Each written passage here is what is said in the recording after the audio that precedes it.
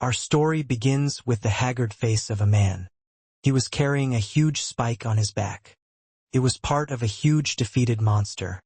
They were told that if they didn't finish carrying everything by sundown, no one would get dinner, and those still breathing had to keep working. The man could barely stay on his feet. The captain noticed him and reprimanded him. He was ordered to move farther and faster. This man's name is Zhou, a regular guy trying to survive the apocalypse, which took place in the year 2026, when the world faced a crisis beyond human comprehension. Giant insects burst out of the ground, opening countless portals to other worlds. People began to call them the abysses. Within these abysses lurked monsters like nightmares, but the abyss also released a mysterious radiation. A handful of people were given incredible powers by it. They became known as the Awakened. But those who weren't awakened had to do the dirtiest, hardest, most difficult jobs if they wanted to eat. And they had to load some of the monster into a truck, after which they fell to all fours without strength. The captain saw him sitting up, and didn't hesitate to slap him. JH was yelled at, accusing him of slacking off and playing the victim. He stroked his cheek, and bit his lip to hold back. His cheek was bruised, and yet he wondered if the captain had hurt his hand on his face. The captain said he was a pain in the ass and asked if he could work, and if not, let him get out. He replied that he could. The captain yelled that the bodies had to be moved before dark and they wouldn't get food until they were done. GG agreed. Suddenly the ground shook. Zhou thought it was an earthquake, but a monster appeared in front of him. It looked like a worm with 4 tusks and a round mouth with sharp teeth. The boy turned pale. The whole team was horrified to see that the monster was still alive.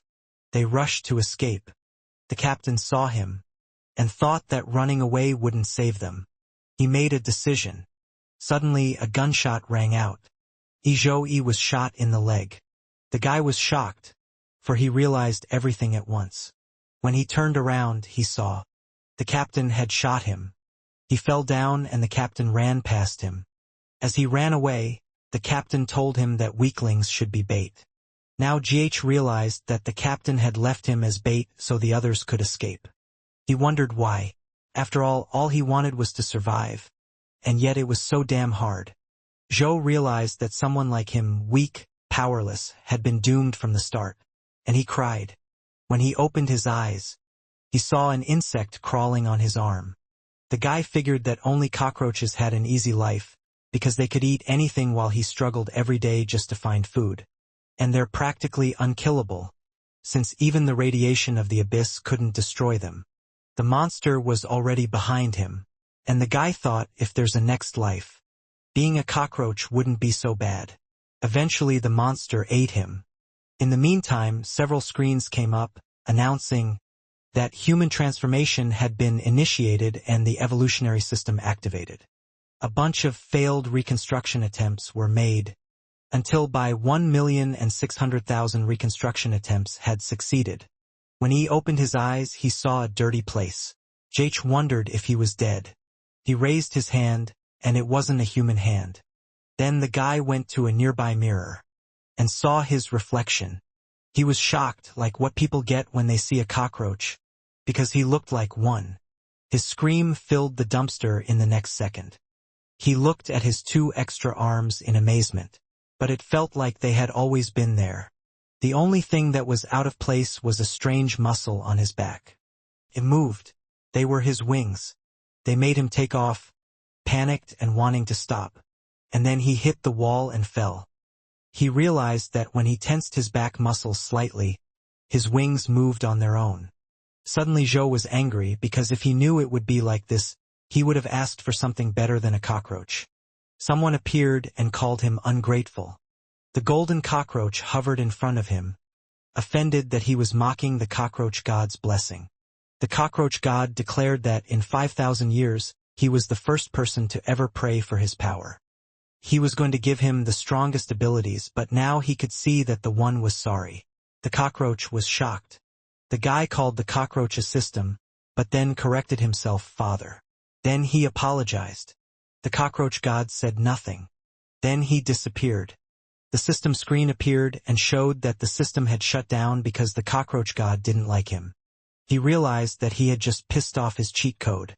For the next 10 days, he tried his best to call the system back. But no matter what he did, the system wouldn't come back. The other cockroaches saw him and wondered what he was doing. Because of this, he realized that he could now understand the cockroach language. On his first night, he was alone, and realized that joking about turning into a cockroach was one thing, but actually being one was disgusting. He peeked at the cockroaches nearby who were eating dinner. He threw up because the other cockroaches were feasting on shit. One cockroach noticed him and brought him some poop and urged him to eat it while it was fresh. H turned pale and screamed at him to stay away from it. But the cockroach insisted and shoved it in his face. He conceded it to him as he himself prefers it liquid. Instinctively, Zhou slapped the cockroach to keep it away, and the connoisseur of unusual food fell to the ground, and then expressed that now his feelings were hurt. Gigi apologized and explained that it was because his breath smelled like shit, and on the 5th night the guy just laid on the ground.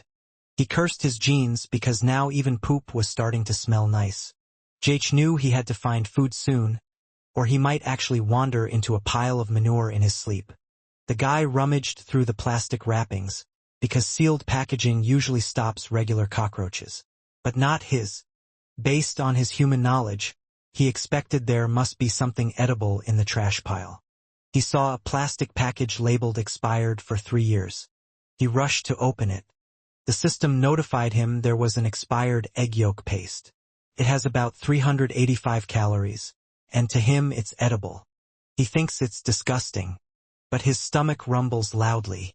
In the end, he ate it. GH was over the moon eating it. He cried after getting what he asked for. On the 10th night, the cockroach god never came back. Gigi thought that by becoming a cockroach, surviving the apocalypse would be easier. But reality hit him hard. He felt so miserable that he considered ending it all. But being a cockroach, he couldn't die from falling, drowning, or even poison. His only option was to find a predator to eat him. But since he'd already been eaten in a previous life, the mere thought of it caused him so much pain, it made him shiver. That's what kept him alive. He felt lucky because cockroaches are social insects. That meant he could be king, he'd have a better chance of survival. This led him to think that he didn't need a system, and he could thrive using only his human intelligence. He started with the person next to him, who he called Little Fatty. GH asked him if he wanted to team up with him, but he aggressively turned him down because the guy can't even get fresh poop. He realized that in this world, power isn't about living comfortably. It's about being seen as someone who thrives. The boy knew he needed an opportunity to prove himself. On the 20th day of his cockroach life, that chance finally presented itself. One muscular cockroach announced to his congeners that they were moving to a richer feeding ground from that day forward. They could either go with them or stay and wait to be eaten by predators. One of the listeners cried that they no longer had poop. In Zhou's opinion, these cockroaches are the worst candidates for leadership. Then a cockroach burst into tears, saying that he was afraid to go outside. He looked at the other cockroaches and wondered why they looked so scared. Are they really that lazy? The muscular cockroach asked if there were any volunteers for scouting. He told them to speak up. But everyone was silent as fish. He didn't participate since he didn't even need their poop to survive. But a system came up and told him that the god of cockroaches says they won't survive. It also says that if he accepts the mission, he can be forgiven. Without a second thought, he raised his hand and volunteered to lead the attack. Little Fatty was delighted at his bravery. There was a smirk on GH's face as he thought his cheat code had returned. A few moments later, they hid behind the grass. They needed to cross the dam and he thinks it's easy. But the little fat guy was scared and told him he didn't know anything. GH learned that every time the food runs out, the big cockroaches send the little ones to scout out new places. And this would turn them into a walking buffet for predators. The cockroaches were terrified. The fat man screamed that they could all die, and realized it was a suicide mission. This made the GH think that the cockroach god was mocking him by sending him to die as a sacrifice. He yelled out that he was refusing, and after thinking about it, GH realized he had a way to feed them. Little Fatty looked terrified. Joe was confused by his reaction. He hadn't realized the big cockroach was standing behind his back. The one asked him where he was going. He then told him that there were monster corpses waiting for them behind the dam, ready to be consumed. So whoever came first would be the first to be killed. He realized that the cockroaches had evolved to eat interdimensional monsters. It was like an eternal free meal. Joe told the big guy that he was on a diet and let them go ahead. The big roach looked at him suspiciously. Then he moved swiftly and grabbed him by the neck. He told him that if Gigi didn't want to go scouting, he would become dinner instead. Joe now knows that even insects adhere to the principle of survival of the fittest. When he was a human, his team was sent on a scouting mission and he was the only one to survive. His team was sent to search for supplies because they were weak, expendable. The leader told them that finding food was a privilege. He recognized this leader in that big cockroach. The one threw him to the ground and told him he should thank him for giving him a chance to survive. He stepped on his head. The guy didn't like that very much. Jake knew he had to get his cheat code back, because the ability to eat anything wouldn't be enough. He was determined to get stronger. The scene changed. They were crossing the causeway. He ordered his brothers to spread out and move forward. If anything happened, they should alert the group.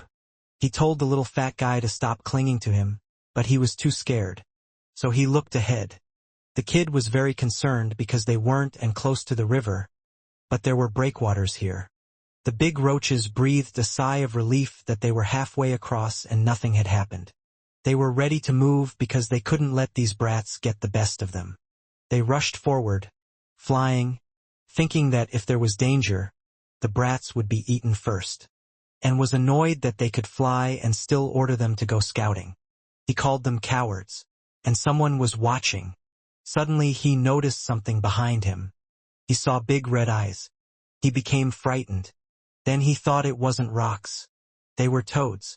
The other cockroaches cried. The toads stuck out their tongues as the cockroaches scattered in panic. One cockroach screamed to run, scatter, and fly. One cockroach was captured. It screamed loudly as it was chewed.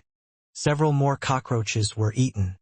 A system appeared to show that a mutant toad had been discovered. She jumps 20 meters and shoots her tongue at 4 meters per second. Its weakness is that it can't see its prey when it's stationary.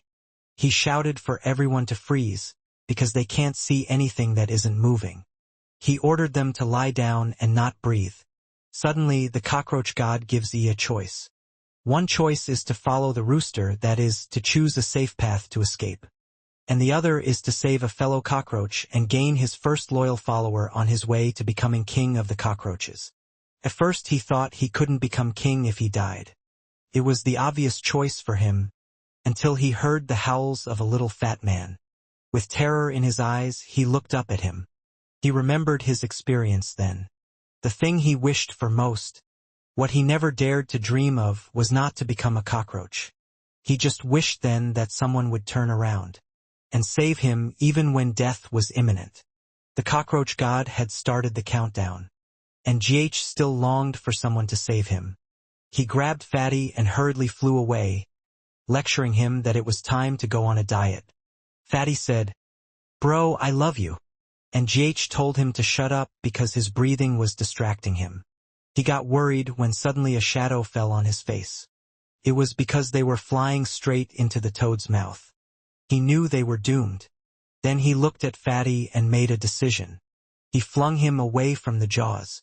Fatty turned around and saw the main character being eaten, and he was crushed. Suddenly, a system window appeared and informed him that he had passed the roach god test. His selfless spirit moved him. Access to the system was restored. He discovered a new trait called devouring all things. He then acquired new abilities such as sticky tongue and acid slime. They were absorbed from the mutant toad. Suddenly, the toad exploded. He was able to obtain a special reward. A step out of the toad's body. and was notified that the blind body was unlocked. He was in human form, covered in green toad blood. The protagonist threw his hands up in the air and said that he was finally back.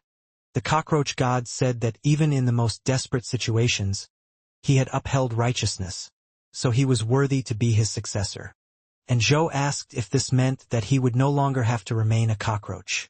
The cockroach god explained that a cockroach is small but mighty, and that means he is invulnerable. In any form. Zhou confessed that he was a straight-A student in school, so he asked for an explanation in simple words. The cockroach god yelled at him, saying it meant he could keep his human form while having the power of immortality. Gigi celebrated that he was no longer a cockroach. He jumped up high in joy. The cockroach was impressed with him, as few humans would be able to save their insect friend. As he landed after his jump, he felt something under his foot. Removing his foot, he saw a crushed baby fatty. The cockroach god was angry that he had just stepped on the comrade he had just saved. This made GH worried because now that he had crushed him, he wondered if he would turn back into a cockroach. He tried to calm down because he knew that his survival skills would now depend on his acting skills. The cockroach god called him an idiot, for he too felt foolish for choosing such an idiot. He was interrupted halfway through when he cried loudly. He acted as if his heart was broken because he had raised little fatty himself and now he was dead. It was so dramatic. He even rolled up his sleeves and said while sobbing at the top of his voice. Watching him, the cockroach god realized that Yi's connection with the cockroach was very deep, and maybe he was wrong about him. The cockroach god told him to stop crying, since little fatty is not dead. Well, more accurately, he can't die because he has become his keeper. So as long as the king lives, he will be endlessly reborn. He was ordered to kill some mutant monsters to replenish his energy, and the fatty would come back to life. They looked at the toads. Jach had planned to spare them, but now he thought that was impossible. He made sure they remembered the horror of being dominated by humans. He ran to grab them like he was a colossal from an attack of the titans. The toad sensed him. She immediately jumped on him. At that moment, she was exactly like Captain Levi, and then she hit him with force. His cheek was bruised. Gigi was angry that this toad thought she was Levi and was fighting titans. He caught her in his arms. The roach god warned him that the mutant toad was dangerous. When he looked at his hands, there were burns on them because the toad secretes corrosive slime from its body. He screamed in pain and dropped the toad as he continued to shake his hand. Immediately the toad mistook his naked body part for a small worm, and released its harpoon tongue. The tip of the tongue split like fingers, and grabbed Yi's worm. He screamed loudly. It hurt so much that he was yanked upward. Finally he caught the toad and ripped it away from him. He confessed to the roach god that he couldn't even defeat the mutant. The cockroach god wasn't surprised because the toad was using his abilities while he was just flailing his arms around, and wondered about his abilities. The cockroach god reminded him that he had given him the trait eating all things, and if he ate the frog, he would get its immunity. The cockroach god held the toad up to him, telling him that when he devoured everything, he would ascend to divinity. He asked if it could be cooked first, but the cockroach god put it in his mouth, telling him to swallow it. But the moment his tongue touched the toad, more than 10,000 taste buds screamed in agony. It was disgusting. He vomited and said he couldn't do it. The roach god told him that if he didn't do it, he would die since he was already surrounded. As if on cue, all the toads jumped to him. He panicked, but then he wondered why he was whining when he'd worked himself to death and couldn't even eat a bite. He realized that food was now literally being fed into his mouth and wondered why he was still complaining. Then he quickly ate the toad. The system screen showed that eating all things was activated and the creature's features were detected, and acquired eating slime, frog leap, and elastic muscles. After that, he looked enlightened. He told the toads that their tricks were now useless. It was funny how he attacked them, like he was doing a gymnastic exercise. Handsome, almost like Bruce Lee. When he had defeated them all, he pronounced that invincibility was such a lonely existence. Suddenly a light blinded him. He closed his eyes. The light was coming from a military vehicle. One soldier announced that they had found a naked weirdo who was doing something unimaginable with toads. GH asked them if they were here to rescue him. But in the blink of an eye, an execution order was given. He was shot with darts. Seconds before this encounter, military trucks lined up in front of him. He saw the insignia on them and recognized them as the extermination squad. After all, he had heard of them in his past life. They are humanity's strongest resistance force in the apocalypse. Every member of the squad is an elite awakened. They hunt monsters on the surface and in the depths of the abyss, monitor new abysses in real time, and maintain order around the cities. It has been said that the people living under their protection have already returned to a peaceful pre-disaster life. Facing them, he thought he was about to be rescued. But to his surprise, he was shot. He fell right in front of the car. The soldiers prepared to tackle him. They approached him but were surprised that he moved. His body shook as he tried to stand up. The elastic muscles were activated, meaning giving him control over his entire body. This caused the darts to fall out of his body. The soldiers found him dangerous. They took up battle positions. Zhou raised his hand and begged for a chance to explain himself. A soldier ordered them to aim and fire, but someone told them to stop. They turned their heads. A woman sitting on the roof of a military truck told them to capture him alive. It was their captain. Jake began to get annoyed and wondered if these guys couldn't understand human speech. The wheel of the vehicle came into motion. Several bikers appeared, and they quickly surrounded Zhou. They had ropes, and they threw them over E. The ropes were tied around his neck, arms and legs. The bikers then accelerated, dragging him behind them. He hung in the air as the bikers separated in 5 different directions. He screamed loudly as he felt his body being torn apart. Veins showed through on his skin. He activated the corrosive slime. It released a highly corrosive slime all over the surface of his skin. The captain noticed it. The rope melted and he was free. While all the bikers were falling off their bikes, the captain realized that he was also an awakened. She ordered him to be caught and everyone chased after him. A soldier with green hair grabbed him by the torso, but the protagonist managed to break free. When the soldier saw his hand, it was smoking because of the acid. He found it interesting.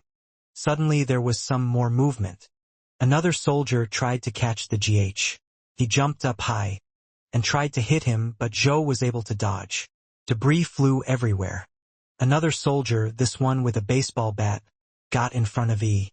E had to slide on his knees and arch his back to dodge his swing. GH was looking for his cheat code again. The system activated the frog jump. He was impressed. When he looked back, he was already a great distance away from them. He laughed at them for not being able to catch him. But suddenly he tripped and fell. A purple rope was tied to his ankle. It was done by the beautiful captainess, who had just been sitting there before. She asked him if he thought he had escaped. Our guy was alarmed. He thought he was already safe. She pulled him closer to her. More ropes came out of her fingers, and they wrapped around E's entire body. She jumped down, tightened the rope and stepped on him. She tied him to the motorcycle and drove off, dragging him behind her. She screamed, "Mercy!" and they sped away. The scene changed and now the narrative was in Fortress City. The gates of the Scarlet Bird opened when someone announced the return of Vice Captain Eileen. She told them not to open them too wide because they didn't want monsters to get in. She slipped inside. And when she got there, she stopped. And with the main character flying next to her, it was a rough ride. They led Zhou to the extermination squad's prison. 2 women in lab coats walked beside E with Eileen in front. He told them that he was harmless, and that since it was the apocalypse, it shouldn't be a crime to be naked. The woman on the right marveled that he could talk. She pronounced him different from the previous 12. Eileen told them to keep their guard up. She stated that 12 unknown refugees had shown up in the last week. It's the same story every time. All naked, all smiling like idiots and completely mute. Tests say they are normal people, but she admits there is something inhuman about them. The woman on the left suggested just killing them all to save herself the trouble. The woman on the right replied that if they started executing people, they would be no different from the monsters outside. She told her to be quiet and wait for the results of the gene test. GH realized that he was arrested because he fit the description of those 12 weirdos. Then he thought about the gene test. He asked the cockroach god if they could detect them with it. The cockroach god asked what it was, and Joe realized he was screwed. The door opened. Eileen told him that whatever he was, whether he was a pervert or one of the 12, he should just sit quietly and behave. A woman noticed several empty chairs. She asked another if she had moved the prisoners somewhere, because there was only one left. The woman with the ponytail replied that she had not. She was surprised to see that the others had disappeared. The remaining prisoner sat quietly. Eileen sensed something. Then they saw the prisoner's head expand. They were all shocked to see that they were all floating under the ceiling. The main character asked what it was. The prisoners' heads were like balloons, and this kept them in the air. Moreover, they all had creepy expressions on their faces. Joe was terrified. Behind his back, the bound prisoner roared, and his skull began to split open. Then something came out of it. The GG and the ponytailed explorer turned around. They saw a stump-like monster with mushrooms on its head, 3 eyes, a spiky mouth and vines. The vines coiled around them. The monster roared. Then it aimed for Eileen. She jumped back to dodge it. In mid-air, she realized that this was its true form. Bumps grew on the explorer's body. They multiplied instantly. The boils covered her almost completely. So did the protagonist. He didn't realize what was happening. The cockroach god told him he was infested with parasites. He ordered him to chew the spores immediately or he would turn into a zombie. The monster screamed that he wanted the girl's body. Eileen was surprised that he spoke. She had never seen such a species before. Suddenly the searchers started moving like zombies. They headed towards Eileen, who caught her rope on the ceiling, and pulled herself up to avoid them. To herself she complained that dealing with parasite monsters was always a headache. She can't just rush forward and hit it.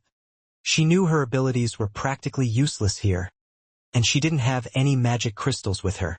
Then she noticed something on the table. There were scalpels there. She grabbed one and threw it. The monster saw it and moved its tentacles. It was using the explorers as a shield. Eileen was surprised. She had to pull back her rope. Otherwise she would have hurt the researcher. And the scalpel stopped a centimeter from the lab assistant's face. The monster teased her for her cowardice. Zhou tried to free himself from its tentacles and handcuffs. Meanwhile, he was concerned because he couldn't eat it fast enough. It was drilling into him. The roach god told him to stop whining and swallow it already. He swallowed it. The system notified him that he had absorbed the parasitic spore, resulting in the acquisition of 45% resistance to parasites. Eileen grabbed the rest of the scalpels and told the monster that he was the one being a coward for hiding behind the hostages. She threw the scalpels right at him. The monster told her that her actions were useless. She asked if he was sure of that. She manipulated the scalpel, and she did it in such a way that it bypassed the explorers. The monster was surprised to be hit. She attached her rope to the scalpel to maneuver it. The monster screamed loudly. As Eileen suspected, its real body is weak. That's why it needs carriers for protection. Suddenly, the female explorers bled on the same parts of their bodies where the monster was wounded. Eileen was surprised. The monster decided to transfer the attack to the hostages and regenerated its body. The girl thought he was a very big pain in the ass. Then the monster pointed out that she was also infected. Until that moment, she didn't know. She saw that her arm had transformed, and it wasn't obeying her. Her own arm was strangling her. The monster didn't give her a chance to clear herself of the spores. And then he was confused when he saw Eileen smiling. She tied her hands together with thread and wrapped it around her hip so her hands couldn't reach her neck. Luckily, she was the one who had fallen into the monster's trap. Her spider silk can control an enemy's body, and she can use it on herself. Using the threads, she threw a scalpel. The monster was wounded. She then pronounced that the monster was unlucky because it didn't take her long to get free.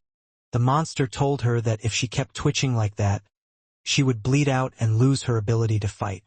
And the monster threatened her that if she tried to escape, he would kill the explorers. He suggested that they run away together. She replied that even if the monster begged, she wouldn't leave. It would only happen after she destroyed it. Meanwhile, he continued to eat. The monster noticed him because of the crunch. The monster realized it couldn't control him, so it would just kill him. Jake saw that he was in a bad situation because he couldn't dodge. Suddenly the threads wrapped around him, and in one lightning-fast move, Aline pulled him away. The monster was dumbfounded and screamed loudly at the captain's feet. He thanked her for saving his life. She said he landed under her. His nose bled and his cheeks turned red when he saw her underwear. Aline was at a loss for words. She realized that the guy wasn't one of the naked lunatics, but just a shameless pervert. Jake replied that that's what he was telling her. She told him that since the monster can't take over his body, they have two options. Either they both die here, or she will restrain the monster while it seeks help. Jake was at a loss for words. He didn't like it, so he chose option 3. Aline asked what he meant by that. The guy replied that they would team up and tear that ugly mushroom to shreds. She couldn't believe how readily he was willing to give up his life and asked why that was so. He had a determined look on his face. The question made him remember the time he had been left for dead. And he replied that he hated people who abandoned their comrades and run away when faced with monsters. He stated that such cowards are worse than the monsters themselves. She commented that he was a brave young hero, but deep down she thinks he's an idiot or something. But actually, he was ready because the system told him that the monster's real body is weak and the kid will be able to defeat it. He thought that if he won, he would earn a safe place under the protection of the extermination squad. Mushroom complained that even in battle, people still think about how to impress the opposite sex. That's so pathetic. He unleashed a bunch of tentacles, and right towards these two heroes. The guy knew Aline could control bodies too and told her to hurry up and take control of him so he could fight too. Aline released her spider silk but warned him that she couldn't guarantee his safety. The thread attached itself to E's body. She wiggled her fingers and said to him, "Go!" The guy immediately rushed towards the monster with lightning speed. The monster knew he wouldn't be able to dodge its tentacles, so it wondered how he was going to break through its battle puppet, and faced the explorer controlled by the monster. Aline wiggled her fingers. Gigi pushed back with more force, and grabbed the researcher and knocked her down. Then the researcher with the ponytail attacked next. Aline pulled the strings, and moved E like a marionette, so he could slip between the lab tech's legs. Then he jumped. The monster noticed that he was moving faster now. He was beginning to think that the woman was controlling him. Aline commented that the monster had a brain after all. The guy was ready to hit the monster with all his might. He shouted loudly, "Die!" Immediately, the monster's tentacles moved. He created a barrier to protect himself. The monster was sure that the guy was too weak to break through its defense. But as he got closer, a trait activated. This trait, elastic muscles along with the corrosive slime. His punch reached its target. The monster coughed up the slime. Aline was surprised to find that E was hiding extra abilities. Part of the monster melted away. A large hole was left in its torso. He couldn't believe how strong E was. The protagonist smiled. The monster refused to die here, so he planned to endure the damage. But to his surprise, his wounds wouldn't heal. Then he saw Aline crouched next to the two explorers. She had already extracted the parasitic spores from them. She crushed them in her hands and annoyed the monster, saying she couldn't wait to see what it would look like sliced into pieces. The monster stared at her. This infuriated the ugly bastard even more. Suddenly, the human orbs floating in the air began to twitch. Then they burst and released a liquid. Eileen and E were surprised. They saw blood gathering towards the monster. The hole in the monster's torso began to close. Both Eileen and Joe became wary.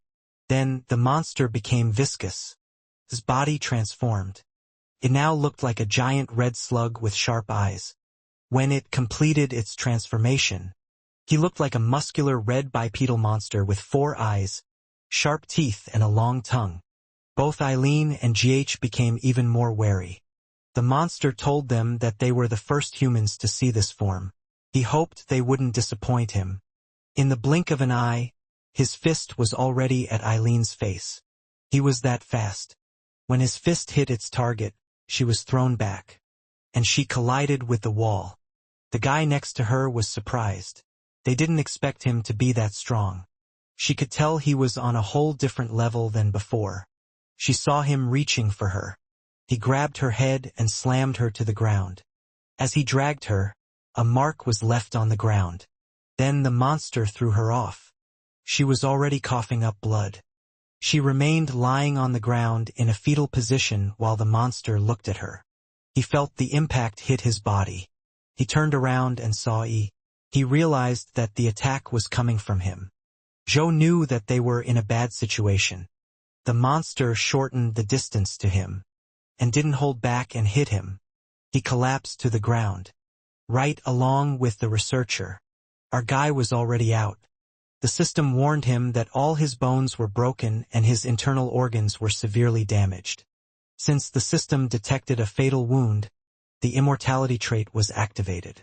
Full body regeneration was underway. And a few more twitches and it was done. RGH woke up again and immediately whined that he had indeed almost died. He also noticed that the cockroach god was next to him, and the god told him that if he got another hit like that, he wouldn't be able to save him. After that, he immediately pretended to be dead. He silently cheered for Eileen and hoped that she could save him. But the monster didn't want to get behind him, called him weak. But he turned around when he heard some kind of clicking sound. And Eileen was about to kick him. But he caught her foot.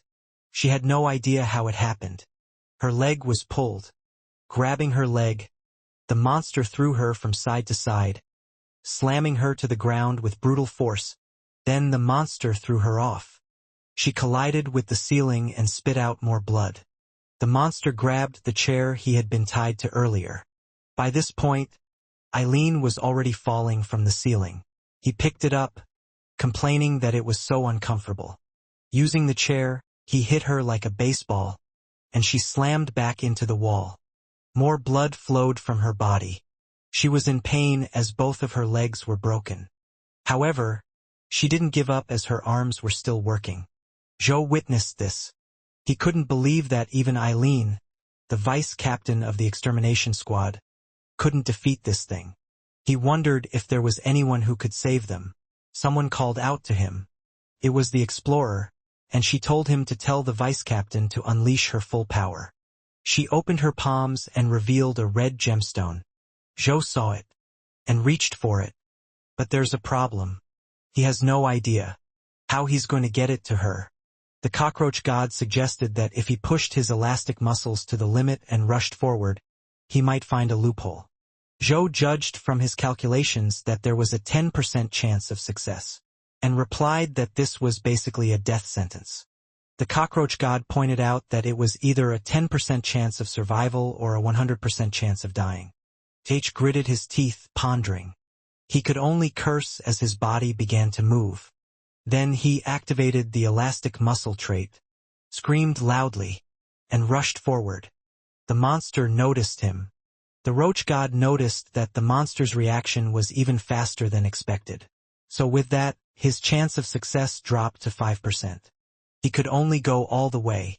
He jumped so high to fly over it, but he failed. The cockroach god told him there was only 1% left. JH was determined to get to Eileen, but the monster grabbed his leg. He asked him what he was doing, and pulled him down. The cockroach god pronounced that it was now 0%. Joe was sprawled on the floor. The impact was so hard that it left a dent in the ground. The monster was about to step on him. but he had a determined expression on his face, and he believed that he hadn't reached 0% yet. He knew that this position was his last chance. He threw the rock, yelling for Eileen to catch it. Then the monster stepped on it and called him weak, but he was surprised and realized there was a problem. His foot didn't reach E's head because E was protected by spider silk. The monster turned to Eileen, and she recognized that E had risked his life to deliver the crystal to her. She was seriously touched. Her legs were bandaged with spider silk. She was using a lot more of her ability now. She released more of it from her fingers. Then she wrapped it around the monster and pulled on the threads. This caused the monster to fall to the ground. Her hand turned into a blade. She calls it the spider snowblade, naked. She then chopped the monster with it, but it disappeared. This surprised her. Suddenly he loomed over her. He then stated that people who can wield their power are still too weak. He grabbed a blade and snapped it in half. Then he grabbed the girl by the neck and pierced her torso with the broken part of her blade. The protagonist watched this happen. The girl was already on a huge bayonet. The guy felt hopeless. The monster was about to stab her again. Suddenly, blood spurted. Suddenly his hands were cut off instead, and a guy with long brown hair picked up Eileen. The demon looked around angrily. JH was surprised as well. The large bulky man stepped away from the monster. 2 more men arrived. The monster asked who they were. There was a silver-haired woman with glasses and a tall man with dark maroon hair wearing a brown cloak, and a large guy. The woman saw the explorers on the ground. She examined their bodies and said that they were in bad shape as their organs, bones, and flesh were all mixed up. She knew she had to help them immediately. This woman is the captain of the 10th Extermination Squad, Haley. The large, muscular man with brown hair was the captain of Extermination Squad 2, Philo. He assured Haley that no monster would walk past him to harm her. The commander-in-chief, Cory Varian, told them that he would play with the monster a bit. He was amused that this one could talk. Eileen woke up and informed him in a weak voice that this monster was different. She told him to be careful. The commander replied that she had nothing to worry about because he too was cut differently. Haley told them to shut up because she needed absolute silence for treatment. She used a green stone. A root grew out of the ground. She used the runic rebirth technique and enveloped each of the female explorers with a large flower. And the other girl too. Philo placed Eileen on the flower as well. Even GH was engulfed by the flower. He was confused to see the flowers. He felt warm, like he was basking in a hot spring, and it made him want to close his eyes. So he closed them, until the cockroach god showed up and yelled at him to stay awake. He even injected him with adrenaline. Guy CH woke up immediately as he was stinging. Haley saw him and was embarrassed because treatment shouldn't hurt. The cockroach god told him he was lucky. He advised him to open his eyes and witness the peak power of the air. Cory Varian introduced himself to the monster, and since he could understand human speech, he invited him to talk to him. The monster replied that one does not talk to food. This confused Cory. Suddenly, Cory noticed blood dripping from cracks in the ceiling. This is what really caught his attention. Kept dripping and eventually took shape. These were the prisoners that had been devoured by the monster. This became his army and he declared that they would all die there. The other monsters rushed forward, heading towards Haley. Joe was tense, seeing that the monsters were everywhere, above, left, right, and below. But then Philo adopted a fighting stance. When he struck the air, it released sharp waves, which immediately scattered the other monsters. Meanwhile, Haley was controlling the wind.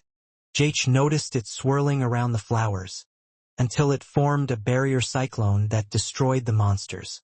Philo told her that he could handle the monsters, but she would have to deal with the blood.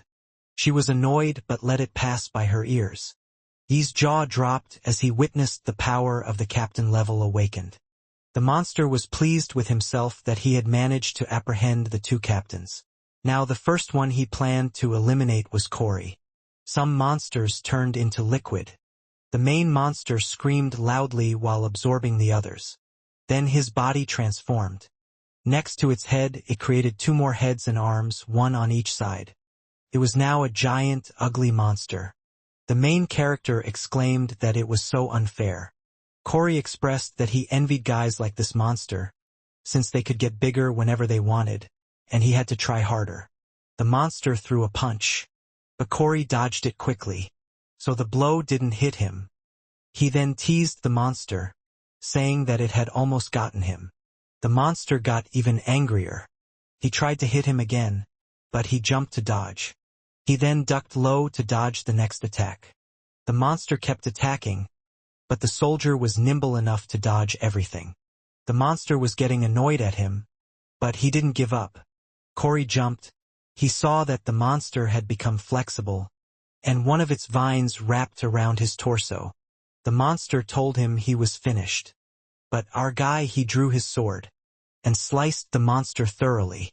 Then he landed on his feet, while the monster was cut to pieces. Tough guys don't look back. The monster had no idea what just happened. It trembled with fear as Cory approached it, and with a flick of the Kung Fu Panda, the monster's body disintegrated. The Sigma Battle himself watched intently. Now only a small mushroom-type monster body remained. And with one swift movement of his hand, Cory caught it and put it in a little bottle. The guy was so happy to have it. He was excited about catching his first talking monster ever and asked if he could name it. Haley yelled at him to stop messing around and start thinking about how to explain to the council the destruction of a brand new research center. Both she and Philo said in unison, "Stupid boss." He couldn't fathom how powerful he was. The cockroach god asked him if he had seen that power gap. He then told him that he could pass out now. Time passed in one of the rooms. It was like a cozy apartment inside. He slowly opened his eyes and asked where he was. Zhou was surprised to find himself in the bathtub. Then the boy turned around and saw something. A curtain was hiding the silhouette of a woman in the shower. He blushed and didn't realize what was going on. Eileen looked out from behind the curtain and saw that he was awake. She rasped and told him that his gene test results weren't ready yet. So technically he was supposed to be locked up for another night. But since the prison was broken, she had to take him home under her supervision. The guy tried to cover his body. He asked if they really needed to go that far, being naked and wet together. The girl told him off to stop being shy. She then explained that hot water was only available at that time, so there was nothing they could do. She introduced herself properly and thanked him for what he had done earlier and asked him his name. Our guy was embarrassed, so he couldn't answer easily.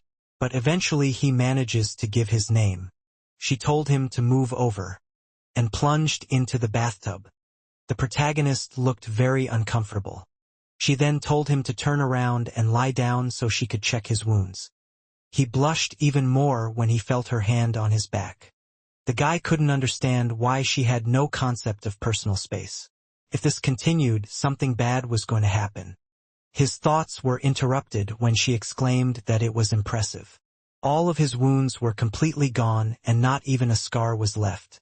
She patted his back and praised his regeneration. The cockroach god appeared and stated that his heart rate had risen to 120 beats per minute and his testosterone levels had skyrocketed. His blood rushed downward. The cockroach asked if he should activate his breeding mode. HH shouted, "No, absolutely not." She pointed him to her scar on his chest, commenting that the monster was cruel. The girl openly showed it to him and his jaw dropped. The cockroach god began the countdown to activate the breeding mode.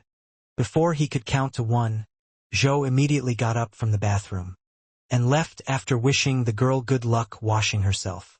Eileen was left bewildered. She didn't realize that she had almost seen the breeding mode. He had already come out of the bathroom and was breathing heavily. He knew that if he had stayed a second longer, he would have died of embarrassment. The system was to blame for this. He was then distracted by a news report about the recent spatial fluctuations found near Manhwa City. An outpost 50 kilometers away, run by non-government forces, had been attacked. It was the place where he used to live. Did everyone die? The news anchor reported that by the time the extermination squad arrived in response to the distress call, the entire outpost had been abandoned. Jake realized that if he hadn't left, he was probably dead too. The public was warned that the abysses were portals to other worlds, and if they discovered one, they should notify the authorities immediately. The cockroach god told him to stop screwing himself up. He then told him that he had good news. The crushed buddy, Little Fatty, was the only one who had been able to escape. The kid had come back to life. He was displayed as an imperial guardian. GH was intrigued by this. The cockroach god explained that from now on, Little Fatty was immortal, and no matter how many times he was crushed, as long as he was alive, he would always come back. GH started to think that was too cool, but he wondered how an immortal cockroach could be a guardian. The cockroach god told him that Little Fatty could also level up. At the moment, he could share his sight with him. The protagonist clicked on the summon on the screen. The screen suddenly began to stir and blink. Little Fatty's hands began to move, and finally he came out. He greeted E cheerfully, saying that he had missed him very much. He had a smile on his face. Little Fatty was saddened when he saw that he had become ugly, as he now looked like a human. The cockroach god advised him to order him to fly. Then he should also close his eyes, and he synchronized with his vision. He saw Little Fatty sneak through the door, and slipping through the cracks. He flew over the bathtub the girl captain was in. Jake panicked and yelled at him to get out of there. Little Fatty objected that he could feel that E had the urge to peek in there. Eileen sensed it. She released the spider silk, and wrapped it around Little Fatty. It made him melt, and he disappeared. This caused Ye's eyes, nose, and mouth to bleed. Then a fountain of blood gushed from his nose. The roach god had forgotten to say earlier that when he shared feelings with Little Fatty, if Little Fatty died, he would receive a backlash. The next day, the test report came back. Eileen told E that everything was normal. The guy looked at the report. Then she told him he was free to go. He had a sullen look on his face. He put down the report. Then, in a serious tone, the guy expressed his desire to join the extermination squad. She was confused when she heard this because their mortality rate is ridiculously high. He asked her if she thought the survival rate for regular humans was better. The guy argued that he's an awakened too, and he wants to fight alongside them. The bio is clear, and Joe asked if he could join or not. She stared at him for a moment. She then informed him that the 4-year qualifying tournament of the extermination squad will be held in 7 days. She admits that his skills aren't bad, but there's a rumor that this year's competition will be the toughest in history. Our guy looked determined and asked her to let him handle it. He snapped at her, telling her that she didn't seem like the type to ignore her duty to save a life. She told him to stand up, and then recognized his shameless persistence, so she gave him a chance for special training. They didn't realize Corey was watching them from the shadows. He was with the doctor, and the doctor asked why he'd asked him to fake E's medical report. The gene test showed that E wasn't human. Corey smiled and gave him more time, to keep it a secret for a little while longer. The scene changes abruptly. It is revealed that there is an entrance to the abyss inside the training base. Then we see our guy shocked by something. He had just found out that the special training Eileen was talking about was to throw him into the abyss. He thought it was a joke. The abyss is crawling with monsters, and the ones inside are much stronger than the ones outside. He then wondered why he had asked him to fake his medical report. It was said that even an entire army wouldn't stand a chance. He wondered how jumping into the abyss could be considered training, and his teammates were only 4 teenagers. Justin was there, Lu Yao was there, Su Kai and Sun Tao. Eileen had informed them that every abyss connects to another world. Also, depending on how much that world has penetrated their world. The abysses are ranked in danger from Class E to Class S. The higher the rank, the stronger the monsters and larger the territory. She told them that the gate leads to the abyss, which had already been scouted by the extermination squad. The girl pressed a button, and then stated that the extermination squad's job was to enter the abyss, mop up the monsters, and delay the other world's invasion of their world. She described the abysses as tunnels left by giant worms during the Great Cataclysm. Eileen pressed another button, and the entrance began to glow. She then informed them that the portal was open. Among the group, Justin had experience in the abyss, so she appointed him leader. He agreed. They walked through the doors and arrived in a quiet, dark jungle, which was classified as Class E. It was a lush jungle, but it was also creepy. The boy was very surprised that this was the abyss. Suddenly a monkey with a snake tail spotted them. Jake couldn't believe it. And the spiders are huge, and the trees are massive and tall. He continued to look around and said that going through the gate felt like entering another world. His teammates were at a loss for words at how excited he was. Eventually they started to move. Justin turned around and tossed his backpack to E. He warned him not to touch any of the monsters in the abyss, and that he should just stay behind them and carry their bags. The guy was confused. Justin thinks the bastard spent the night with the vice captain. In the back of his mind, he's furious that the guy hit on his goddess. Jake lowered his gaze and remained silent. Justin was even pissed off by this reaction of his. He asked if he wanted to. But actually he was happy because not touching anything meant he was safe. He carried their bags enthusiastically. Justin remained puzzled. While he celebrated his safety, Justin was shocked. After all, it was only a child who was let into the abyss with them. The main character approaches the others to retrieve their bags. First up was the only girl in the group, Yao. She coldly replied that she could handle herself. And then they left. In the back of his mind, he couldn't understand why he was forbidden to hunt monsters. He thought, but after all, it wouldn't do any harm. Until he saw the awakened in the abyss fighting. Immediately, Yao used the heavenly veil of thunderous wrath.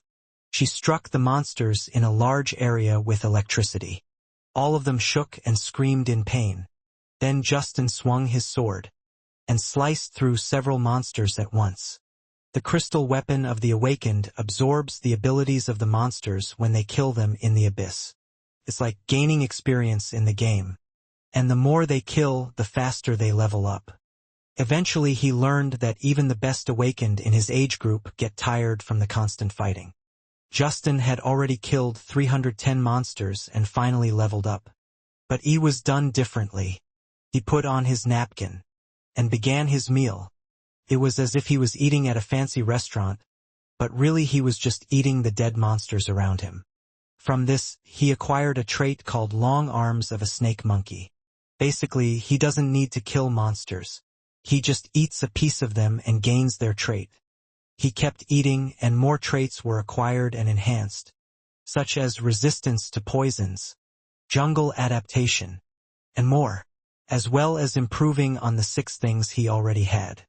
After a while, he was breathing heavily and holding his stomach. He lay there and didn't move, for he had managed to eat all the defeated monsters around him. He had a smile on his face. He was very lucky to have gone with the squad. Now he could watch others fight and level up by eating monsters. He raised his hands up and started praising the great god Cockroach who gave him this opportunity. The rest of the team was not happy about this arrangement. They weren't happy. While they were risking their lives, the guy in the rear was just living in the cafeteria. The scene shifted to a bird's eye view of a dark forest where something was happening. Someone huge was running forward and exuding purple smoke. It was a huge horned beast, and it was attacking another monster, the king of snake-tailed monkeys. With just one push, the snake-tailed ape king was thrown into the air and bled out. Gigi was secretly watching from the bushes. He recognized him as the final boss of the abyss who had easily taken down the almost king of the snake-tailed apes, and realized the difference in rank and the gulf in power. Justin told them that they could do it as long as everyone stuck to his plan. Even though they are a team of rookies, he is determined to defeat him. And he remembered what Eileen said. If he gets hurt, maimed, or worse because he ignored the rules and rushed forward recklessly, health insurance won't cover it. He tells them that Eileen warned them not to fight the boss. With that, he's out of the game. Justin grabbed him by the collar and yelled that no one wants a loser like him. He ordered him to just go sit in the safe zone and guard their bags. Yao remained silent. Justin pointed to the map and told him to stay there. He carried their bags and left and wished them luck. Kai and Tao were satisfied. Yao knew that the place where the captain had sent E was the ambush point for the final battle. Justin replied that it was intentional. He added that he had already stuffed the 4 backpacks he was carrying with explosives, and once the boss targeted him, he would detonate the explosives, and they would finish off the others. He had no qualms about stating that it only takes one useless teammate. Yao said, "That sucks." But as soon as she said that, something happened. The captain didn't hesitate to point his sword at her. The guy told her to stop this pity and he would only let her get away with it once. The scene changed again. The protagonist was sitting at the roots of a tree. He was looting a monster he had killed and was thinking that it wasn't exactly a safe zone. Suddenly, the ground around him shook. He wondered if the battle was so intense that he could hear it from there. Then the guy felt something, and immediately turned pale. Something was moving so fast. Several monkeys ran past him. He was confused as to what had happened. Then a tree broke, and he turned around, and saw the boss monster running, the sharp horn piercing E. The guy coughed up liters of blood, as the boss monster ran through a bunch of trees, until it crashed into a mountain. The protagonist wondered why he was there. By this point, his body had already been pierced by its horn. The cockroach god discovered the fatal wound. He banished the foreign object and began repairs, and asked where the whole crew was it destroyed? Suddenly a fiery arrow was fired. It landed next to the bag, and ignited the dynamite. JH thought it was a rocket. Then it made him wonder what was actually in their bags. When he realized it was explosives, it was too late as it had already detonated. He blacked out, but his consciousness was there, realizing that he had been thrown again and used as bait. The explosion was huge. The other 4 watched him from the cliff. Justin laughed out loud. He commented that E's face was priceless and told them that as soon as the explosions were over, they would go down and finish off the boss. The bastard was happy to kill 2 birds with 1 stone. Yao saw something, and immediately alerted the captain. And when Justin saw it, he turned pale. The explosions have stopped. The smoke slowly clears, and he emerged unharmed. His eyes glowed yellow. Justin couldn't believe it. Zhou was still alive. Finally, he pulled the horn out of his torso, and his skin had regenerated. The boy was furious. He lifted the huge beast by simply holding it by its horns. Justin was stunned. The guy then hurled the monster at them, screaming that it wasn't easy to kill. As it collided with the rock, there was a massive explosion. Justin braced himself for the impact. Someone called out for the captain. It was Tao. Half of his body was crushed and he was begging for help. They were surprised to see him. Justin decided that that was the end of it. He advised the others that if they didn't want to die, they should focus on killing the boss. He pointed his sword at Tao. Tao begged him not to, but he used his flesh-ripping arrow ability. Tao's cheeks swelled, and he exploded under the monster, causing it to roar loudly. The monster rose up. Justin ordered the other 2 to attack. Kai covered his hand in flames, and unleashed a fire vortex at him. Yao released electricity, and electrocuted the boss monster. The one shrieked loudly. Justin saw that he was almost defeated. He smirked, thinking that he was nowhere near as strong as the legends said. It made sense to him because if that idiot could toss him around like a rag doll, he doubted his strength. He lunges forward with his huge sword. The monster withstood the attack of fire and lightning. It stood on 2 legs. Justin was stunned. The flames and lightning connected with the horn. Yao turned pale when she realized that he had just absorbed their energy.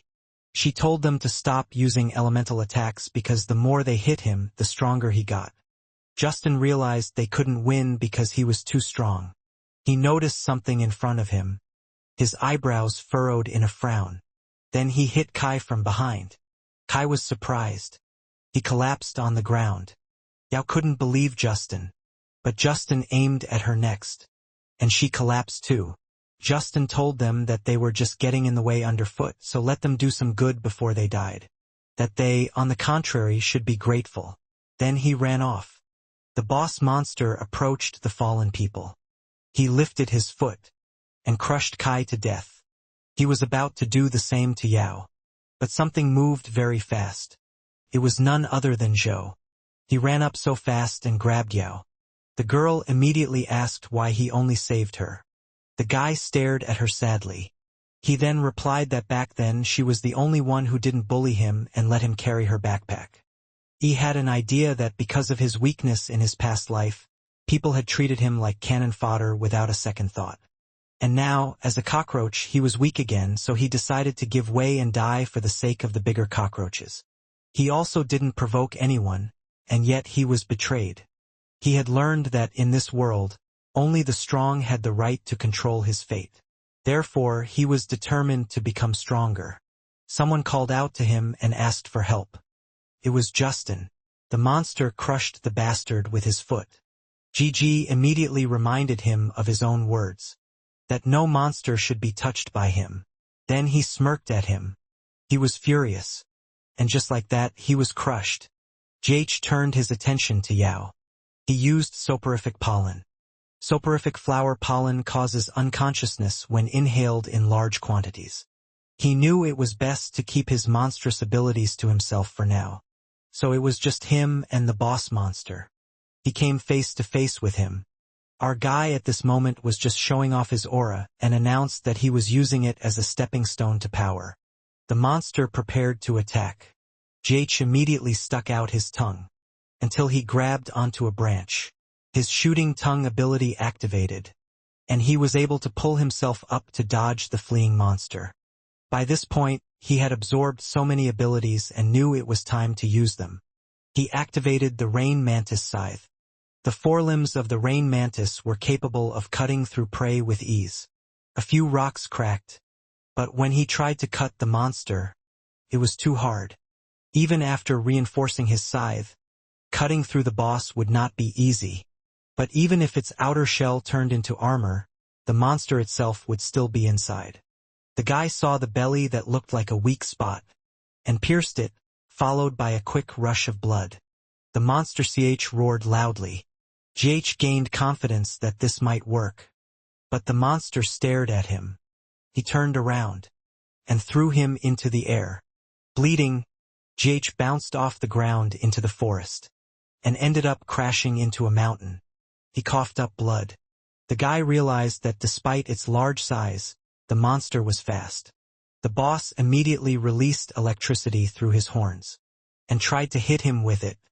The discharge came to where he was, blinding the GG before it struck.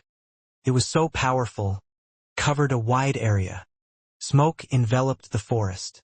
When the smoke cleared, it appeared that a tree had been broken. The monster was surprised by what he saw. GH's hands became wooden. He activated the skill leather of Trent. Wooden skin is very resistant to electricity, but extremely weak to fire. And just as he thought, no matter how strong a monster was, there would always be something in his surroundings that could resist it. He knew that even though it could block attacks, he would still need a finishing blow. The boy was determined to make his move. He activated his long arms to grab Justin's sword. Gigi knew that the next strike would decide everything.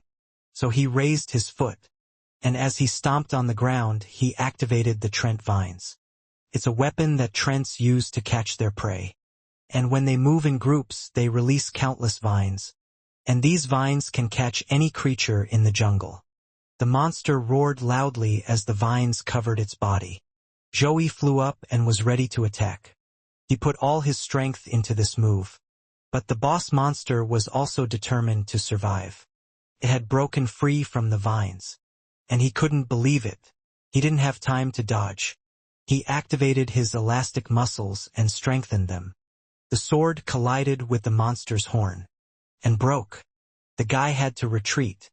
After seeing the condition of the sword, he decided to throw it away. And then he started watching the monster and saw it running towards him. The guy was sure that the battle would end as he had gained an ability that would bring him down. He absorbed a rock. It was the sharp horn of the beast. The guy activated it and his entire body transformed.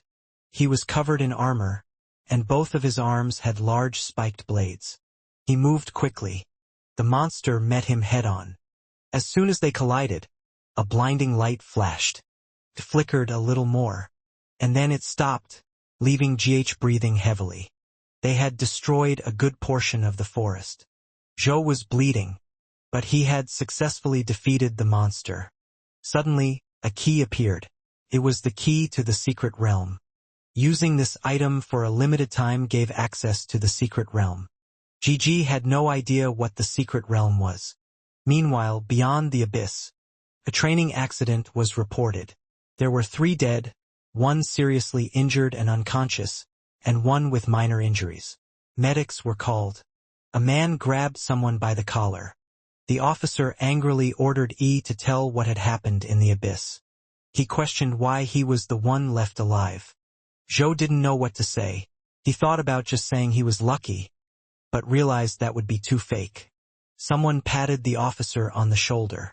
It was Corey, and he pronounced that the military seemed to be suspicious of his vice-captain's recruit. He added that if that was the case, it was like saying he was behind the whole disaster, and was surprised to hear it from him. The officer was embarrassed and tried to explain that it was just that all the victims were new recruits selected by the military, so it seemed natural. Corey looked at E, and then told the officer that that was enough since no one enters the dungeon expecting 0 casualties. He reassured the officer. He then released Joey, who didn't utter a single word. Later, he went up to the roof and relaxed there. The guy wondered if the captain had intentionally covered for him just because the vice-captain had recommended him. He knew there was no point in thinking too much about it. What mattered to him was learning about the secret realm. The cockroach god appeared and explained that it was a hidden dimension within the abyss, and he could only enter it by using the key in his hand. So technically, it's not something people can normally get. But since his DNA is almost identical to that of the monster, the abyss categorized his battle with the monster boss as a territorial battle between monsters. That's why he got it. Zhou concluded that this was an exclusive dungeon for him to become stronger. The roach god answered in the affirmative, but emphasized that the monsters inside were much deadlier than the ones he had faced so far. In other words, he would have to deal with the entity that originally granted the horned beast this key. He stated that it could be something like that mushroom monster from the past, because it was one of the intelligent beings guarding the major secrets of the abyss. Zhou asked about the purpose of the countdown. The god replied that if he didn't use the key within 24 hours, it would disappear, and asked him if he would go. Zhou looked at the key, and said yes. But before he did, he had some things to take care of, because he might not come back and things would be left unfinished. The scene changed to a corridor of rooms and doors, and he was on his knees outside, asking Eileen out. Eileen kicked him and the guy flew off, almost with his jaw broken. She was furious because the GH dared to mess with her like that. The girl was ready to hit him again if he said that again. But the guy seriously asked her out again, and she responded with a fist. The girl punched him left and right. Blood flew all over the room. Even on her hand, a big clot of blood was left. She challenged him to say it again. Even with swollen cheeks and black eyes, he said it again. She pouted her lips when she saw the look in his eyes. She knew that look, the same one that soldiers have before their last mission, trying to fulfill their last wish before they die. Then the girl laughed out loud. She noticed that he had courage and agreed to go. Anyway, first our guy and Eileen went to a cafe, and the kid had already ordered them a drink. They drank from 1 glass with 2 straws. Watched a horror movie. Zhou clung to her as he was frightened. The scene changed, the shutter clicked, and they took a couple groovy selfies. Then they bicycled along the beach at sunset. Zhou was happy with his first date. He had been planning it for almost 20 years. He stated that every little detail was perfect, except that he had never had a girl to ask out. But now he could die with no regrets. The girl was watching him. Finally she stopped pedaling and called out to him. Eileen told him that she had seen many faces of soldiers before they died. And no matter how many last wishes they grant, nothing compares to staying alive. She admits that she may not know what happened to him in the abyss, or what's in his head. But she told him that instead of planning how to die with no regrets, he should live, so that way he could really have the life he wanted. Zhou was stunned by her words. He remained silent, and only his reflection moved in the water. After a few moments, he responded by saying thank you. They moved on, and the girl hoped that next time he would have the courage to ask her out again. It was already nightfall, and the cockroach god was greatly surprised that the only thing Gigi wanted was a date. The guy pulled out a key. Suddenly, it cracked right in Gigi's hands. Portal began to form.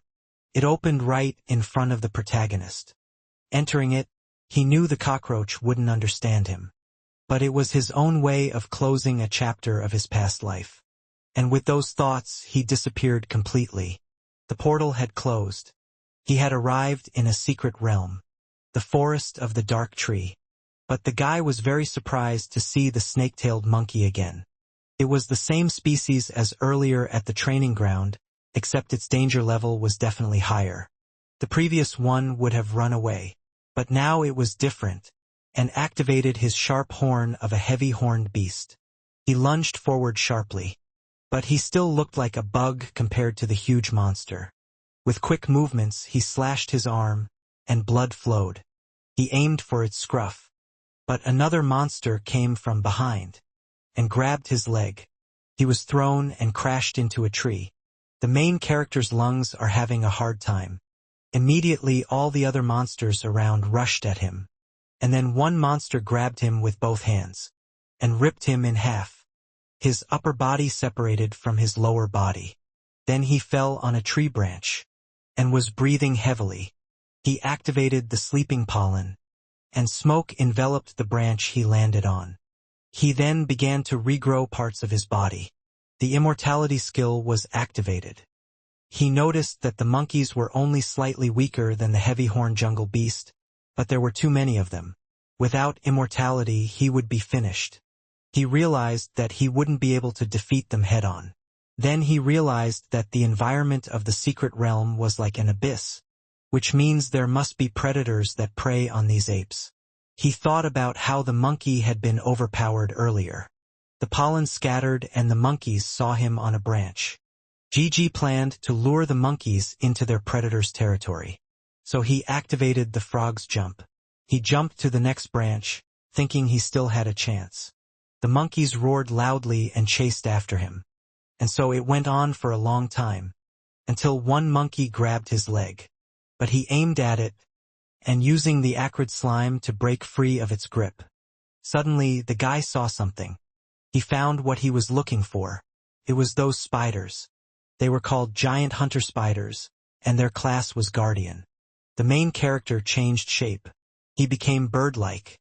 Then he activated the feather of a white-tailed partridge, right in front of the spiders, and the spider immediately spotted him.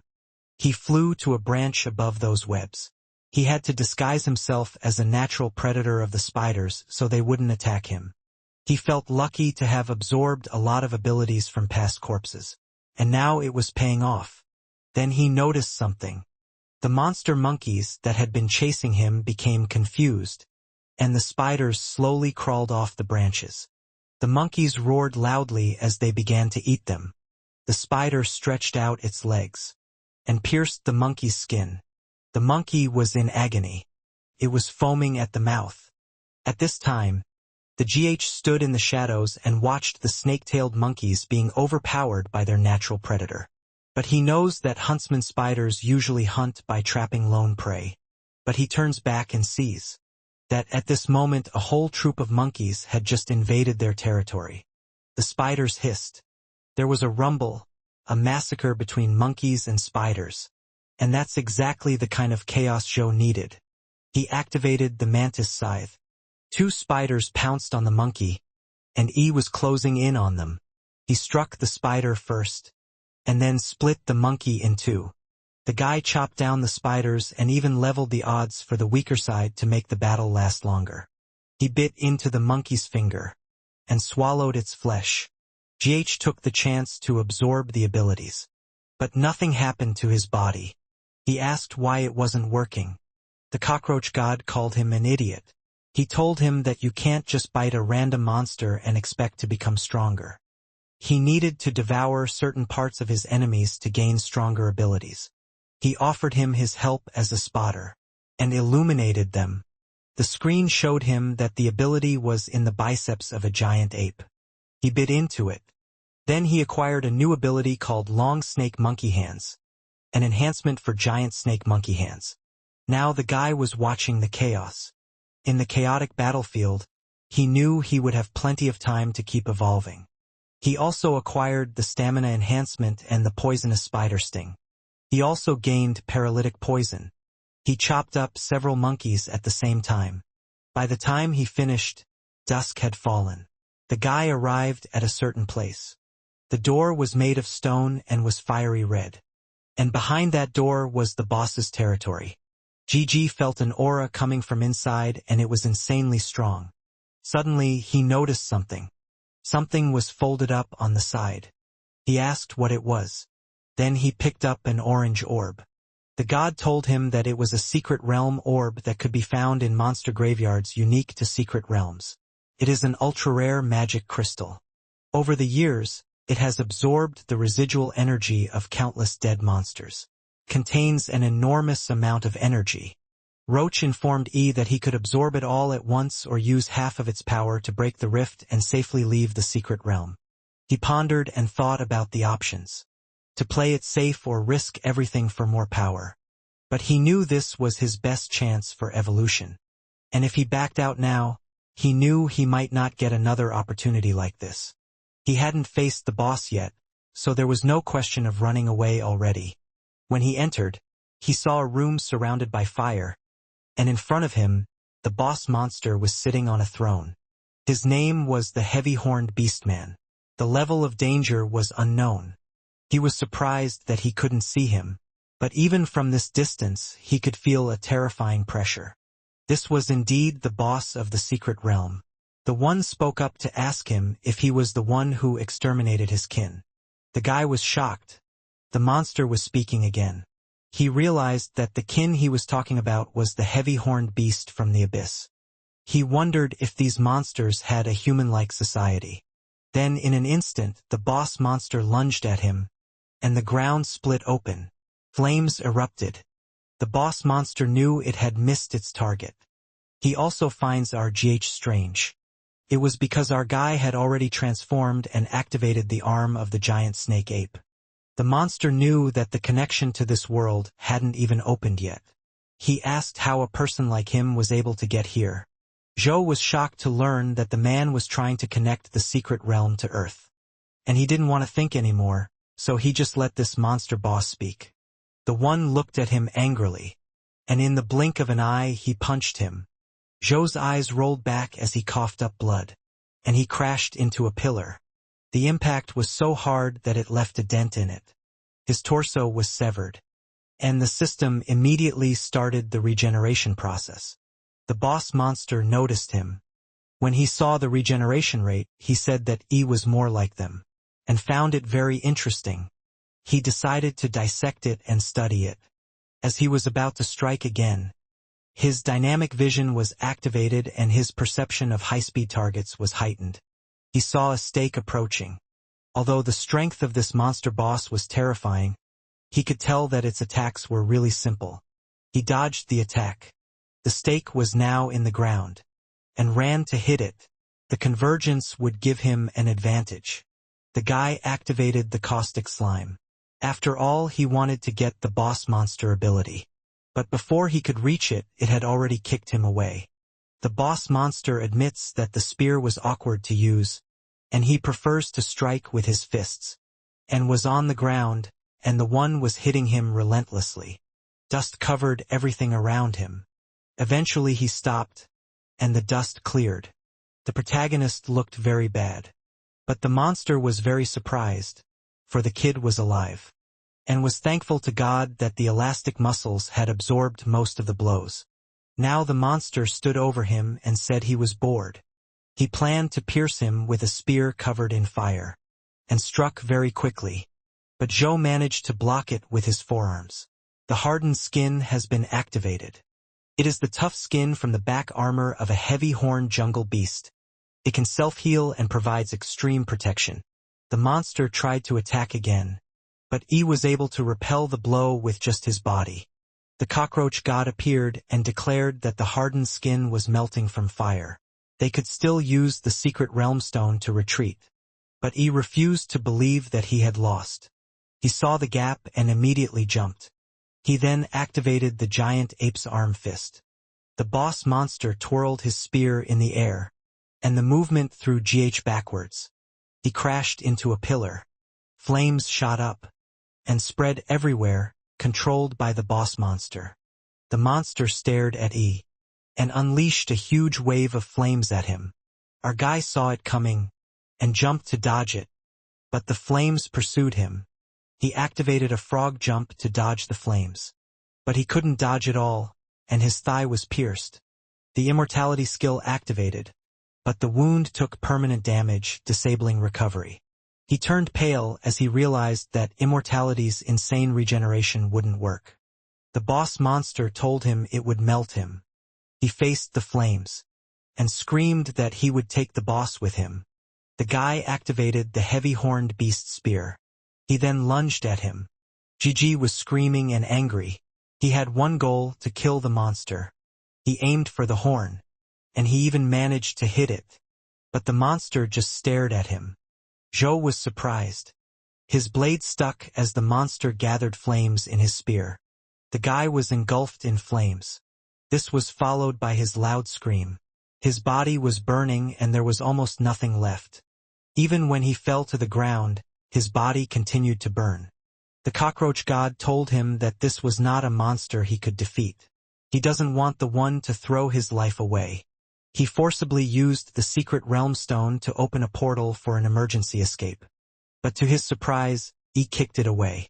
The stone fell and shattered. The god was annoyed. Zhou was determined, expressing that he had long since resigned himself to death. The cockroach god was at a loss for words. Suddenly, a red aura burst out from the broken sphere. A red mist enveloped Yi. Guy ordered the monster boss to surround him. His body glowed yellow. He then moved with lightning speed.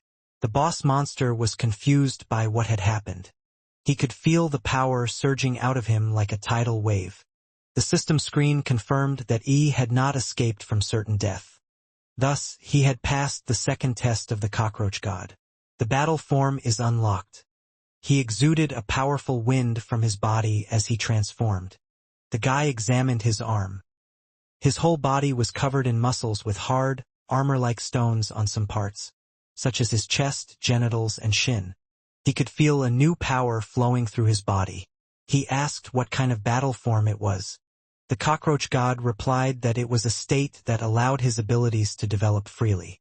Before he could say anything, Yi was distracted because flames flew at him. The boss monster used his ability called Explosive Flow, and lava erupted. The area was filled with smoke. Fortunately, Yi was unharmed.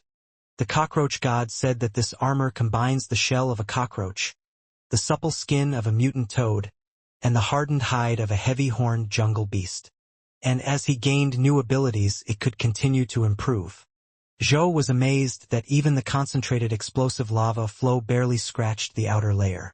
He was impressed with the biological composite armor. The monster was sure that it wouldn't survive this barrage of attacks. But Yi's hand appeared. It surprised the boss monster and struck him before he could regain his senses.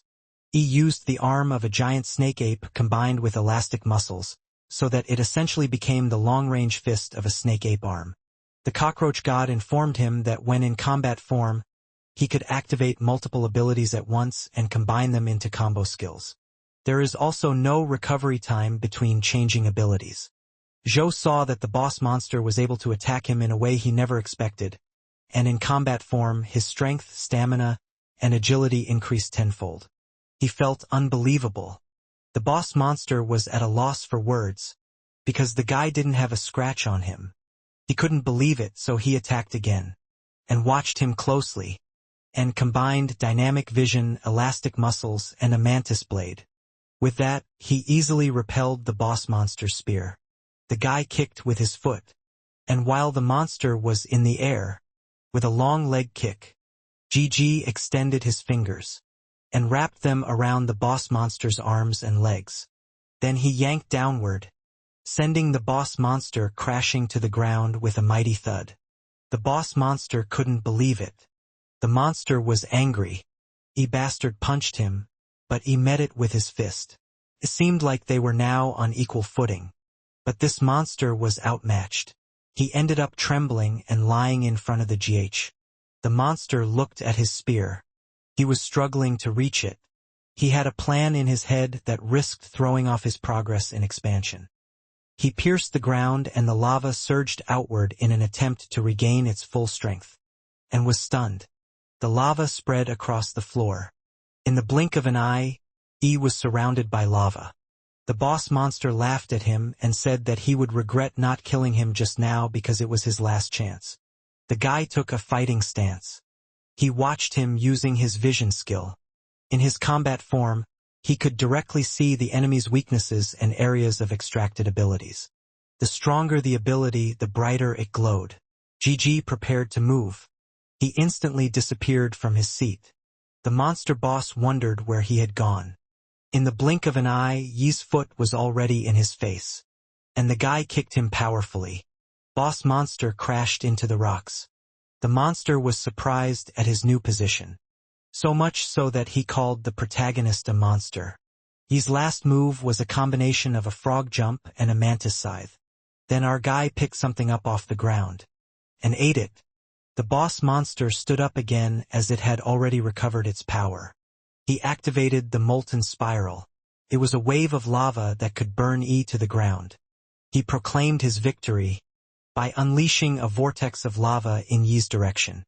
But he immediately began to emit a golden glow from his body. The lava was getting closer, but with just one swing of his blade, it dissipated. The boss monster couldn't believe it, and held up a spear made from the boss monster's horn. He commented that the horn tasted like black pepper sauce, and then he exclaimed that he liked the hell out of it. Boss monster was startled by his devilish grin. He fell on his ass and crawled away from him, calling for his mommy because there is a monster here that eats other monsters. Zhou asked the boss monster if it could withstand its own ultimatum. The system revealed that the heavy-horned beast's sharp horn ability had been upgraded to the sharp-horned beastman heavy horn. It had also obtained the molten attribute, and used the skill heaven-spawning molten spiral. The boss monster begged him not to do that, but that didn't stop E. Caused the boss monster to scream loudly. He continued to scream as the lava enveloped him, and there was nothing left of his body. Smoke covered the area, and stood in the center of it. Then an oblong sphere appeared with a monster inside. The boy was very surprised and asked what it was. The cockroach god informed him that it was a monster seal, a rare item that only falls from monsters of the Lord class of the Secret Realm. Using it unlocks the monster record for the Imperial Iron Guard, allowing one to transform into that monster. And realized that Fatty would be of use now. He poked at the sphere, and it shattered. Then the screen showed that Fatty had gotten a record of the Heavy Horn Beastman, and it was prompted to summon an Imperial Iron Guardian. He answered yes. Fatty walked out of the screen, started transforming immediately. It looked like the boss monster they had seen earlier. Fatty was confused as to why he looked smaller. Zhou was amazed at what he saw. It was pretty damn cool. Fatty then knelt down in front of him, and a screen appeared above him. It showed his race, Heavy Horn Class Guardian Beastman. Even Fatty couldn't believe that this was his new form. He commented that it was ugly. The cockroach god replied that the transformation wasn't just external, because his Fatty's strength would also grow along with Yi's strength. Suddenly something cracked. It was the pillar behind them. It was falling towards them. Fatty gathered his strength. He effortlessly stopped the column without letting it crush them. Then he put it aside. He cried because it was now huge and no longer fit in the door, which made him think he was already useless. Zhou tapped him and told him to pull himself together. He was expected to evolve being around him, so he wanted to see what he could do. With that, Fatty raised his hand and summoned a spear. He then attacked. The same attack that had thrown him off a while ago was blocked simply by his forearms. Our fellow Fatty didn't hold back either, as his spear released lava after contact. Zhou came out of that unharmed, with steam on his body. He was surprised because even the boss's fire attacks didn't do that much damage. The god declared that Fatty didn't need to waste energy to maintain the secret realm, so he was currently at 100% Lord State. He was pleased with how strong the Imperial Iron Guardian really was.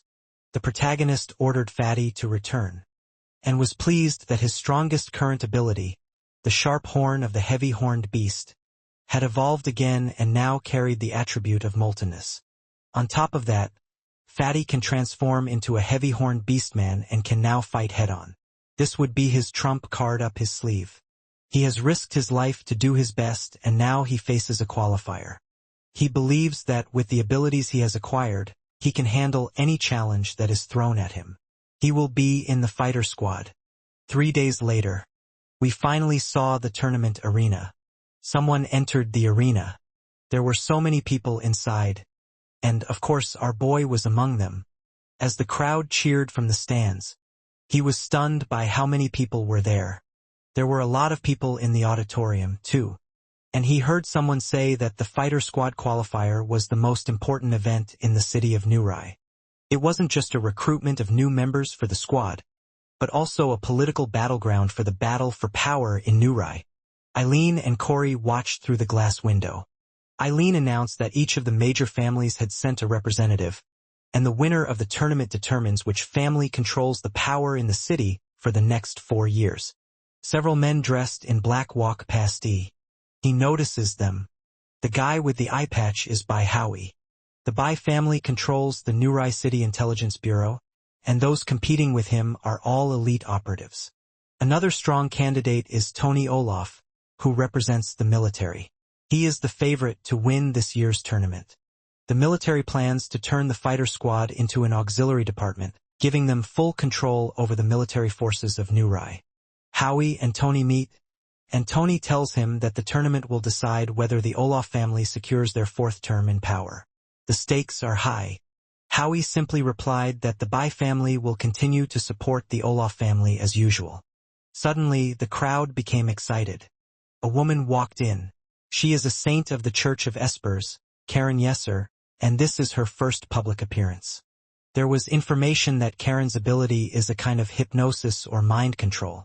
That's why her followers wear blindfolds to avoid eye contact with her. There was a group of strange people standing nearby. They looked more like monsters with bound torsos and arms in strange poses, and was in shock. Eileen recognized that, for the moment, the church was benefiting them. The outlying regions rely on their influence for stability, and they also need their research to better understand the Espers. Even Tony and Howie were watching Karen. Howie didn't expect the church to actually send their saint to participate. Tony told him not to worry about her because she wasn't their target. Howie put on a white robe and said the guy in the uniform and glasses is the one they should focus on. This is the representative of the Zhang family, Zhang Jie. Upon closer inspection, Jie looked depressed. Tony asked him if the Zhang family could have sent someone else, and ended up sending a useless young gentleman. There was a frightening aura emanating from him, and he offered Jie a deal. If he would withdraw now and surrender, they would keep their seat in the parliament. Jie replied that even if they were stripped of their seats, they would never become the hand dogs of the military. There will only be 3 major families left in Middle Aya City, said the military. Just by observing them from afar, he could tell that their relationship looked strained. Eileen said that the Zhang family ran the Research Institute of Esper Technology and they were allies of the fighter squad. The guy next to her said that Jie is the weakest of the 4 warriors, and the military is going to take over the Zhang family's seat and expand their influence in the parliament. She told E through the microphone that the captain hoped he would place high in the tournament so that they would have a chance to protect the Zhang family. The guy replied that he would do his best. She then took out her earpiece and asked the commander if he really believed in E. Deep down, she knew that if the military gained full control of the parliament, they would be in trouble. The commander replied that he had saved Yao, coming back alive from the abyss. It just showed he had some skills. Fireworks were lit. The crowd cheered as they looked to the center of the arena, as vines crawled across the ground, and a flower bloomed, revealing Haley Carmen. Haley introduced herself as the first-round examiner. She explained that the tournament consists of 3 rounds of evaluation. The first is called extreme climbing. It is followed by a mountain trail with 100 stone steps. Reaching just the 10th step is considered a pass. But judging from past results, 2/3 of the examinees will die on the climb. The examiners' jaws dropped open in shock. Haley assured them that Squad 10 would ensure their safety, but they were still advised to proceed with caution. She announced the first round of the exam. And it was starting right now. Many of the examinees hesitated. One man forced himself despite the frightening feeling. The guy ran to climb, saying there was nothing difficult about the climb. The others were inspired and followed him. They ran forward with some people standing behind them. Among those who took their time were Karen and Jie, as well as Haoyu and Tony. He commented that they were a bunch of fools rushing forward when they didn't even know how they were going to die. Brave looked at the elite of the 4 families huddled together like trembling puppies. He declared that he would be the winner of this round. He continued to climb. Then his surroundings changed. Surprised him. They had been transported into the city. They were confused. But they were actually still there on the steps. And they were acting like zombies. The guy was shocked and asked why they were so frozen. Haley knew the ordeal was more than just a physical climb. The 100 steps were built from the bones of a Ghost King-class monster. It was one of the strongest creatures ever defeated by mankind. Even as bones, it could trap anyone into an illusion, preventing them from reaching the top. And if they don't find a way out of the illusion soon, the examiners saw that they were being devoured by monsters. And so they met their imminent death on the steps. Haley announced that these examiners had been eliminated. She used the halo of resurrection on them. Guy was surprised that all these players were dead.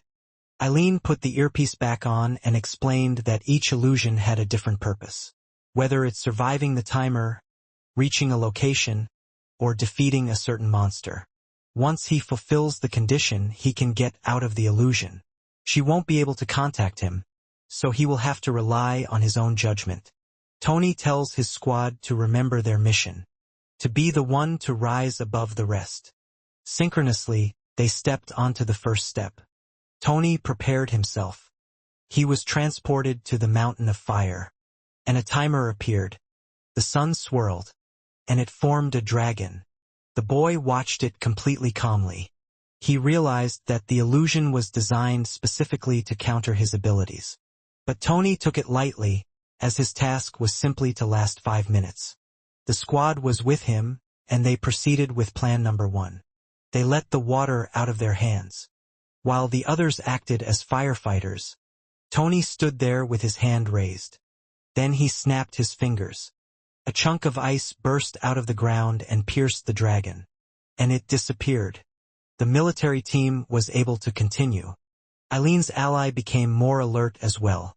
He commented that the military was really throwing everything they could to win this year. Eileen wondered how the commander was still so calm. He told her that she shouldn't be nervous yet, and then told them that the first 10 steps were only for screening out newcomers who weren't suitable for the fighter squad. So it's barely a warm-up for these elite candidates. But the higher they climb, the more difficult the illusions become. Eventually, they'll run out of subordinates to sacrifice. And that's when the real confrontation begins. He stated that to reach the top, they need someone who can overpower 100 very strong. Or they need a mindset that calmly adapts to whatever is thrown at them. The spectators noticed that there was still someone in the starting area. They wondered if he had chickened out and given up. They talked about E, who stood with his eyes closed and tuned out, and then opened them with confidence. And he began to climb the stairs. The first illusion was created. He was slipping down an icy cliff, and was falling inside the ice doctrine. He took out his spear, pointed it at the ice, and plunged it into the side of the cliff. Then he felt something. A blue bird with a big mouth appeared. He was in a desperate situation as he was on a frictionless cliff where it was impossible to stand up. And now the flying monster was attacking him from above.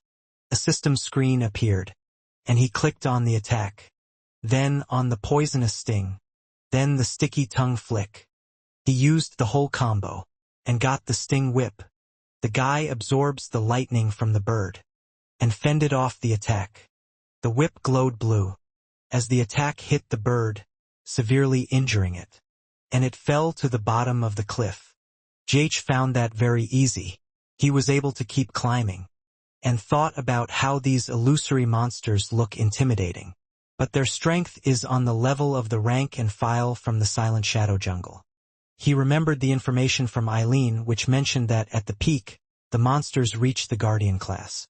The boy was confident that at his current level he could handle them. He took another step, and then another. The illusion began again. This time it was a maze. Illusions built this way are always the most difficult, with completely unpredictable terrain. If one encountered an enemy that countered his powers, he would probably get stuck. But that didn't really bother RGH, as he used the lava spear ability to burn a large area. This cleared his path, and with that he immediately saw a way out. The guy was confident, as his abilities could adapt to any environment. He carried straight ahead.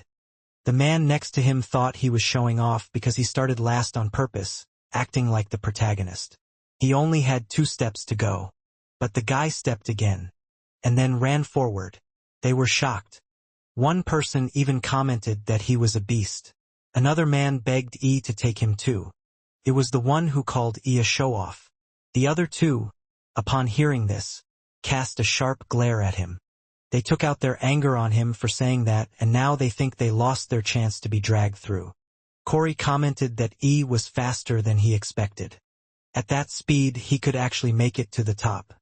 Eileen seemed troubled by this, because not too long ago, she saw him as an ignorant, thick-skinned rookie. And now he was striving for something even the commander couldn't achieve. She remembered all the times he had shown himself to be very heroic. And now he was like a bright and pure ray of light under a clear sky. The scene changed. The 4 from the elite companies were up front. Haley announced that Haoyu had finished the course with a score of 38 steps. Karen had completed 35 steps. And the current highest score was 40 steps, and that was Tony. He looked over and saw that Jie was panting. He was frustrated and breathing heavily. His henchmen had already been eliminated. Now he was alone. He was depressed because he had only reached the 31st step, and he was still 9 short of their family's highest record. The boy wondered if this was how it would end. Just as suddenly he was approached. It was Tony who ordered him to bark like a dog 10 times and back down, and then their family could keep 1 seat in Parliament. He offered him to make just 1 sacrifice. The kid was in tears. He cried, biting his lip to keep from making a sound, until he heard something. The GH called out and caught up with him. This surprised Tony, especially because he was alone, unlike them who had subordinates for sacrifices. The military man asked who it was in front of him. The protagonist continued to climb. Jie was impressed by his strength, and thought that if they knew someone like that in Niraya City, they would beg him to represent them instead. Through the earpiece, Eileen told him to help say, but our guy kept walking. It made her wonder if he could hear her. One of Tony's subordinates was impressed and told him that he was very lucky to train them and keep them on the defensive for moments like this. Tony told them to follow him as they went up a few more levels. He was aiming to break his family's record of 50 steps. Eventually, the last 2 subordinates fell. He knew he was acting recklessly, but he was making rapid progress. He then wondered where the kid had gone. To his surprise, He was already right behind him. Shock made his face ugly. He then walked past him and said that second place was all for Tony, who was standing there with his face twisted with anger. The guy then abruptly turned around and asked him why he stopped chasing him. He teased him by saying that a real man doesn't give up so easily. This infuriated Tony even more. At noon, Haley announced that E was now in the lead with 60 steps. He then reached 82 steps. He is now on the 99th step. At this point, he's equaled the highest commander's record. One more and he will reach the top. At the same time, the crowd came in excitement as they would witness history. One examinee cried that he had lost all his money, for he had bet on Tony.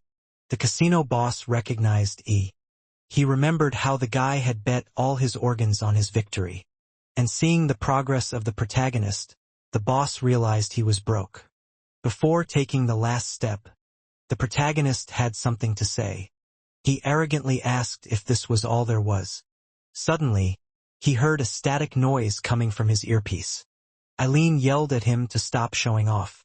She was angry because she told him to help Jie and he ignored her. To this, GH said with a strange face that he would complete the mission as promised. He moved, but he was running downhill. Everyone was confused as to what he was doing. He had to go back down the safe path to avoid more illusions. Tony saw him coming. The guy teased him, asking why he wasn't on step 50 yet. Tony got angry. He felt like the guy had come back to humiliate him. Finally, the guy stopped in front of Tse. He towered over him. Tse was confused as to what was going on. He was surprised when he was picked up, and then quickly thrown over his shoulder. Tony couldn't believe that E was going to drag a dead weight up. Plus, he was going alone in an illusion of difficulty for 2. In a flash, the illusion began. Lava filled everything around them. They would have burned if it wasn't for the barrier E put up. They passed it and got another illusion. This time, they were fighting monsters in the forest. Gigi carried Jie as they flew by on a liana without touching the ground. The next illusion that followed was at sea. Sea monsters were trying to eat them. He turned into a bird and asked him to avoid being eaten. He thought to help in any way he could, just to avoid being a burden. But E reacts incredibly fast, so before he could adjust to the dizziness of entering the illusion, he was already on the move. And that's when he realized that the best thing he could do was to shut up and hold himself up as befitting an accessory to be useful to him. The sun was high in the sky. They landed on another stage. By now the kid was breathing heavily. He had reached the 50th step, and told him that as long as he was 1 step above Tony, he would be safe. Tse cried at such mercy, and he bowed to him, feeling deeply grateful. He told him that he was the Zhang family's benefactor from now on. Tony shouted at him. JH noticed his rage. Tony asked E if he even realized what he was doing. He asked him if he really wanted to ruin the Olaf family's 4-year plan. He tried to threaten him that if he contacted the Olaf family, he'd be finished. The protagonist didn't care. He remembered what Justin had done to him and how he was accosted by a military officer. One had planted explosives on him. The other a stupid, cowardly bastard. It made him think that these people were so used to being tyrants that they thought everyone just bowed down to them. He wondered how they managed not to make enemies everywhere. He called Jie and asked him if he wanted him to help him blow off some steam. Jie enthusiastically gave him a thumbs up and said he would just add that to the reward. And immediately he moved. Tony was shocked. There was a boot in front of his face. In the blink of an eye, he kicked him. Tony lost a tooth. As he fell down, he thought about the fact that even the fighter squad leader didn't dare to openly cross them. So he wondered who the hell he thought he was. He collapsed at the foot of the stairs. Someone was watching through the screen. They were watching him fall. Immediately, the man on the couch stood up. He ordered Hentang to give a full report on E by nightfall. Bai Hentang replied to the chairman that he understood everything. He is the head of the Nairai City Intelligence Bureau and the current patriarch of the Bai family. The chairman, Rhodes Olaf, replied that whoever he is, if he dares to mess with him, he will pay the price. He is the chairman of the town and the patriarch of the Olaf family. The scene changed to sunset, into a small back alley. GH came home and rested. He was eating potato chips on the couch with his leg up on the coffee table. The first round of the qualifying tournament had ended 2 days ago, and everyone was shocked that Tony, the match leader, had only placed third, although he admits that one was impressive. After dropping him down the mountain, the latter climbed back up alone and collapsed on the 49th step. Before the match began, he bet all the magic crystals he had brought from the abyss, plus his organs, and won big at odds of 1,000 to 1. The casino boss thanked him for sparing his life. That casino boss had to sell everything he had to pay him the promised 50 gold coins. In that world, 1 gold coin was worth like 100,000 yuan before the disaster. According to Eileen, 50 gold coins is roughly what she earns in an entire year of monster hunting. That meant he had made a fortune. As for the reward for helping the young master of the Zhang family, his deep thoughts were interrupted when someone broke through the door. He was surprised. Eileen kicked his door with her foot. He immediately stood up and greeted her. She couldn't believe that he gave up the Zhang family's 3-story villa to stay in a rundown apartment. She asked if he was a fool, and was shocked. He replied that it's close to the Slayer Squad's residential tower, so it's safer. Eileen's house is in the Slayer Squad's residential tower. She then told him not to waste money, that every coin should be spent on getting stronger. She told him there was an auction that night, and he should go to it to broaden his horizons a little. He received an invitation. The night came. They walked down the streets, and he kept looking around. A mouse squeaked and he got scared. He asked if it was legal. Eileen replied that the things sold there are not allowed on the open market, but are in high demand. That's why it's called the black market, and was surprised. She knew it was illegal, but that doesn't stop her. Instead, she's participating in it herself. It was late at night. Eileen knocked on the back door. She knocked 3 times, and waited for something to happen. The door opened. She told him to stay close. They went inside. Suddenly the door slammed shut. Then the light came on, and was blinded by the sudden light. And when he opened his eyes, he saw men in black cloaks pointing guns at them, and they were surrounded. One man took off his hood and asked for their invitation. Eileen gave it to him. He took it quickly. The man examined it, and told them to follow him. They went through another door, and when they entered it was the auction room. There were already people sitting in the seats. GH noticed that there were a lot of people. The guy tried to make himself comfortable, and asked the girl if the place was legal. She replied that with the support of the Bai family, even if it wasn't, it would be considered as such. Besides, ordinary people can't even get in here. The scene has moved to the 2nd floor. And there is the Olaf family's private box. The man sitting on the couch in the uniform is the Olaf agent, Hart. One of his guards noticed something. He reports to his boss that Eileen from the fighter squad is sitting in seat 17 along with E. Hart saw them. A devilish grin appeared on his face as he commented that it was indeed a small world. A few moments later, the presenter greeted them. The presenter was dressed in a sexy bunny costume. She told them that there would be over 100 rare treasures that night, so their visit would be worth it. Their first item was a mermaid's tail.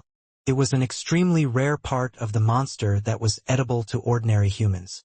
It was known for its powerful rejuvenating effects and how difficult it was to obtain. The starting price was 1 gold coin. The crowd became excited. They had acted wisely by starting with the premium item. The item was so rare that it could save someone's grandfather. The cockroach god told him that its grade was F. He realized that it was just a trash ability. Why were people fighting over it? Eileen pointed out that it prolongs life. She thought he was an idiot for not realizing that. The next lots were those that hadn't sold in previous auctions, and they were offered at an additional discount starting at 100 copper coins. The onlookers knew they were being scammed because it was just useless junk. They were smart enough to know that not every monster corpse was valuable, and this was just presented to bait inexperienced newcomers. The roach god discovered these corpses and estimated that their ability classes were E, A, C, D, and A. The little guy smiled. He raised his hand and shouted that he wanted them all. The auctioneer was pleased. She was glad they had found suckers, and was willing to spend some money this night. Eileen had just proved he was dumb. Next up was one of the most anticipated lots of the evening. It's from the Ice Plateau Abyss C rank. This is what Eileen wants. It is a magical crystal from the Lord of the Ice Plateau, the Frostfang spider of the plateau. The purity of the crystal is over 50%. It is perfectly intact and of the highest quality.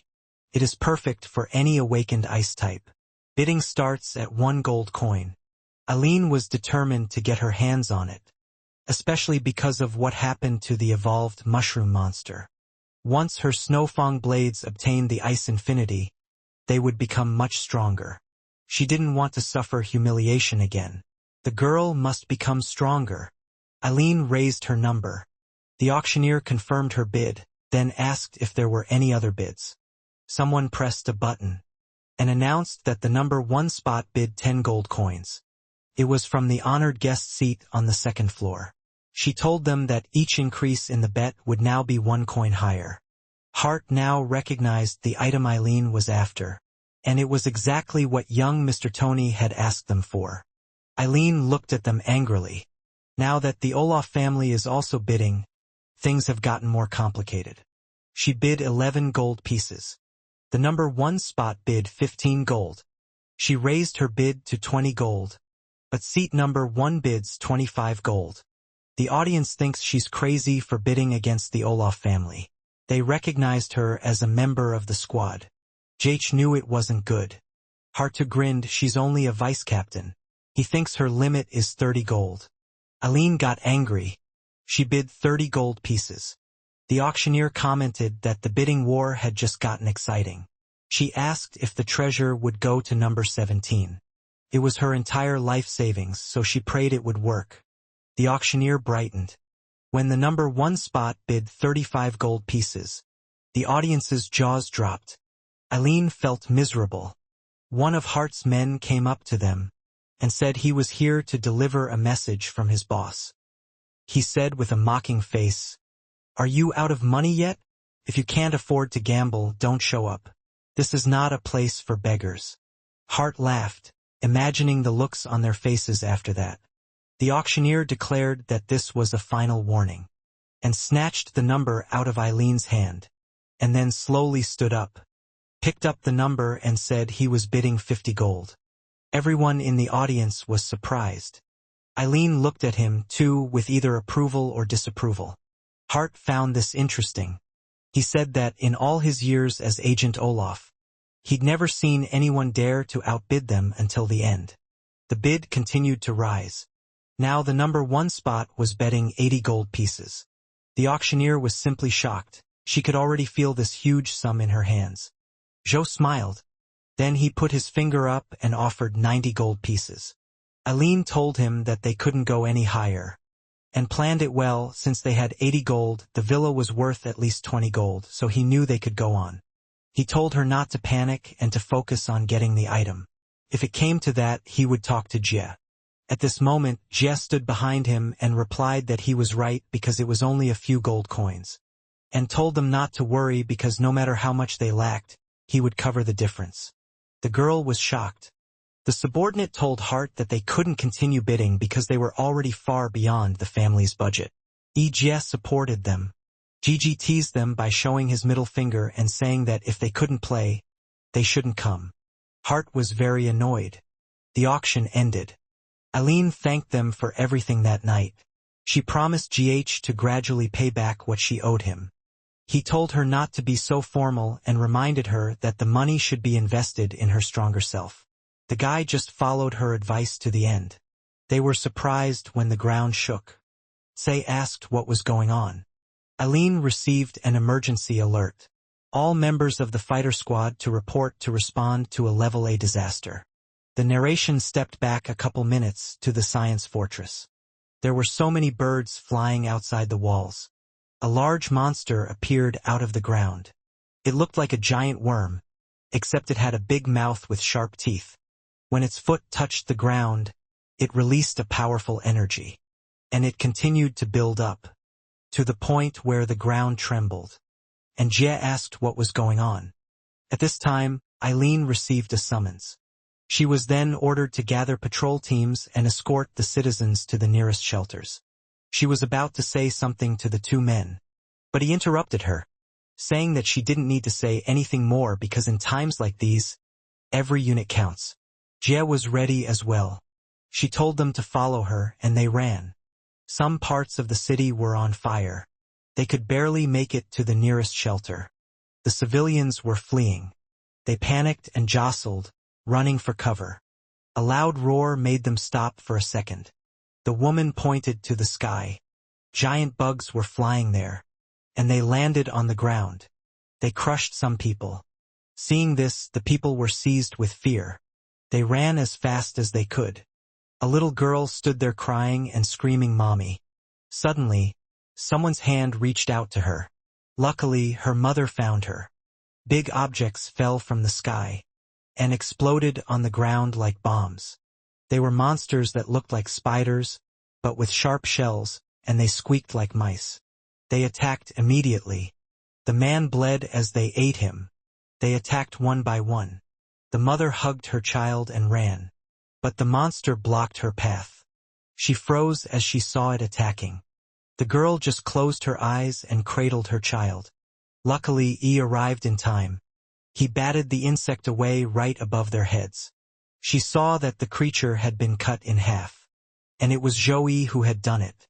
He spread the flame through his hands and channeled it through his spear, which destroyed the monster. The woman behind was at a loss for words. She thanked her savior and her daughter's savior. GH turned around and noticed the commotion behind.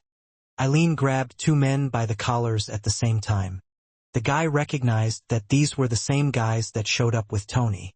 He couldn't believe that these awakened men were standing by, while civilians were being slaughtered by monsters and then disguised themselves as regular people to run for cover. Eileen introduced herself to them and told them that she was immediately calling them both into the reserve force to defend the city. The guy told her to take all his money and not to risk his life. He asked how they would pay him if he was injured. The other defended himself by saying it was a squad matter and had nothing to do with them. The brown-haired man then told E that since he liked to show off so much, he hoped the monsters would kill the tough guy of the year. Then he walked away. Eileen immediately released her web and wrapped it around the man. Knocking him to the ground, the guy asked what she was doing. She stepped on his cheek. She emphasized that this was a summoning, not a negotiation. She ordered them to get them out of here as fast as possible and back in, and then treat them as deserters. The man yelled no because he's an Olympic athlete and not even in the fighter squad. He yelled that she couldn't do that, and pointed out that the city was crawling with monsters and he was still sucking up to 4 families. That made him unworthy of joining the squad. Eileen was ordered to help at the Scarlet Gate. There was a loud explosion at the Scarlet Gate, which they also saw live. She called E to come with her, and the guy agreed.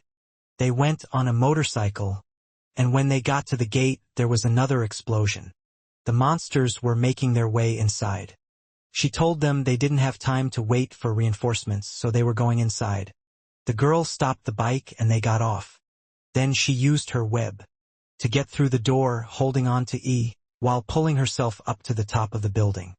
She reached the top of the wall and saw several corpses of both humans and monsters. He was upset that they were too late. He saw the monsters on the other side of the wall and wondered if it was just the two of them alone to destroy them all. She then decided to take another look around, and abruptly spotted a cannon. She told him that if the cannon still worked, they could hold the line. The girl then ordered Gigi to hold back the monsters for 2 minutes while she cranked up the cannon. Several giant insect-like monsters flew towards them. Gigi was confused that he was now the only one here, and for 2 minutes. He had no choice but to hold his defenses. He used the roach scythe and instantly defeated a bunch of monsters. He saw a creeping monster creeping past him. He used a sticky tongue, wrapped it around the monster, and threw it as far away from the battlefield as possible. He shouted that none of them would get past him. Suddenly the large monster roared, caught his attention. In the blink of an eye, the monster was already clawing at him. The boy summoned his spear and sliced it in half. The boy was already panting from the difficulty of the situation. But another monster was already towering over him. He admitted to himself that he now understood why those two didn't dare to enter the battlefield. One wrong move against these creatures would mean death. He checked the corpse of the man beside him. The man's skin had melted away and his muscles and teeth were visible. The guy looked even more determined now. He faced the monster and jumped to dodge its attack, and then stabbed it from above. He thought that fear should not be used as an excuse to run away. And then he took and ripped a piece of the monster's flesh out with his hands and ate it. He had gained the ability of the dragon claw grasp. His hands transformed. The monsters stepped on more, and he slashed the monsters that were attacking him. Suddenly, there was a quick attack in front of him. Dust kicked up as the monster's sharp foot struck the scarlet gate, and slowly settled down. Meanwhile, from below the wall, a creeping monster carrying its egg climbed down. Inside that egg there were many small monsters, but even the small ones were dangerous. The monster immediately threw the egg into the air, and as it fell it caused an explosion, and released those little monsters. By this point he already looked exhausted. If this continued, he knew that these monsters wouldn't stop attacking. He wondered where the 2-minute reinforcements from the captainess were. But he also knew that if he lost the wall, the city would be destroyed. A lot of people would die, the thought ran through his head. And that alone motivated him to keep fighting. He stated that from the moment he set foot on the wall, retreat was not an option for him. He stood up and released a flame. A horde of monsters were heading towards him. He released more flames and it enveloped his spear in a swirling motion. This ability is called Heaven-Spawning Molten Spiral, and it incinerated several monsters at once. The fire continued to burn. The night sky flickered, and the narrative now appeared in the control room of the city. One man went out of his mind when none of the defense systems were active, and the main crystal was not responding. He ordered the activation sequence to run again. They were in a bad situation where the sequence starts but the crystal doesn't respond at all. Someone volunteered to do it. He was confused as to who that person was. The staff realized it was a rookie. They knew it was G, and his entire family had developed an entire defense system. They recognized that no one knew the system better than he did. And the guy quickly got to work. 2 monster-like hands appeared behind his back, and they moved, too, while his other 2 hands were busy typing. Then he noticed something. The crystal loop was functioning, and the crystal energy amplifiers were online. In addition, the threat detection signals were stable. The crystal's hardware was fine. So he thought of one good reason. He was typing so fast that any Dota 2 gamer would be jealous. And just as he thought, there was a power interruption, which means someone used an emergency override during the system diagnostics to shut down all power output from the crystals. From watchtowers, outer defense bunkers to energy defense cannons. And even the 3-level core powering the entire defense node, it was all shut down. He also knew that the shutdown command wasn't even used during normal maintenance. This made him think that someone was deliberately sabotaging the city's defenses. He couldn't believe them. Are they really surrendering the city to monsters? He ordered the city's internal defense systems to be rebooted, and continued typing on the keyboard. The crystal started emitting energy. The cannons lit up, and they started firing at the flying monsters. He saw that the systems were back online and the whole crowd was happy about it. Jie was still focused on his work. The fellow scientist was watching people being rescued. He was glad that the squad was doing disaster drills so often. The church handled evacuation and medical support on the ground. The intelligence bureau kept order inside the city. They told civilians where to go and where the bunkers were. And the military had originally planned to leave the fighter squad alone to wear them down during the monster invasion. to the point where the entire city was on the verge of collapse. Therefore, they were forced to intervene. Jie thought that if they had mobilized earlier, even with the sabotage system, the damage wouldn't have been so great. He knew that this wasn't the end. Even if they rebooted the defense system, the remaining functional turrets still had to hold the defenses at all costs. He realized that the wall could not fall. If they lost it, the city would disappear. Meanwhile, he was already breathing heavily. The guy could barely stand. He had already killed tons of monsters, but many of them were still coming. After that last molten spiral, he wouldn't be able to fire another one for a while. He loudly asked Eileen if she had finished yet. At this moment, he ran into a large monster. Its body was long, it had several legs, and its mouth was very wide with many sharp teeth. He looked exhausted, but he fought against it. He pierced the monster's mouth with his spear and it exploded. The guy backed away after it landed on the ground. Hatem turned around and decided to check the gun. Eileen said it only needed 2 minutes, but 2 minutes turned into 4, and now it's been almost 10 minutes of him fighting alone. And asked loudly if she was done already. The monster saw the cannon. It moved very fast. The protagonist noticed it. It flew over him. It passed the protagonist and headed straight for the cannon, and became alarmed when he saw it. He moved quickly and jumped on the monster's head.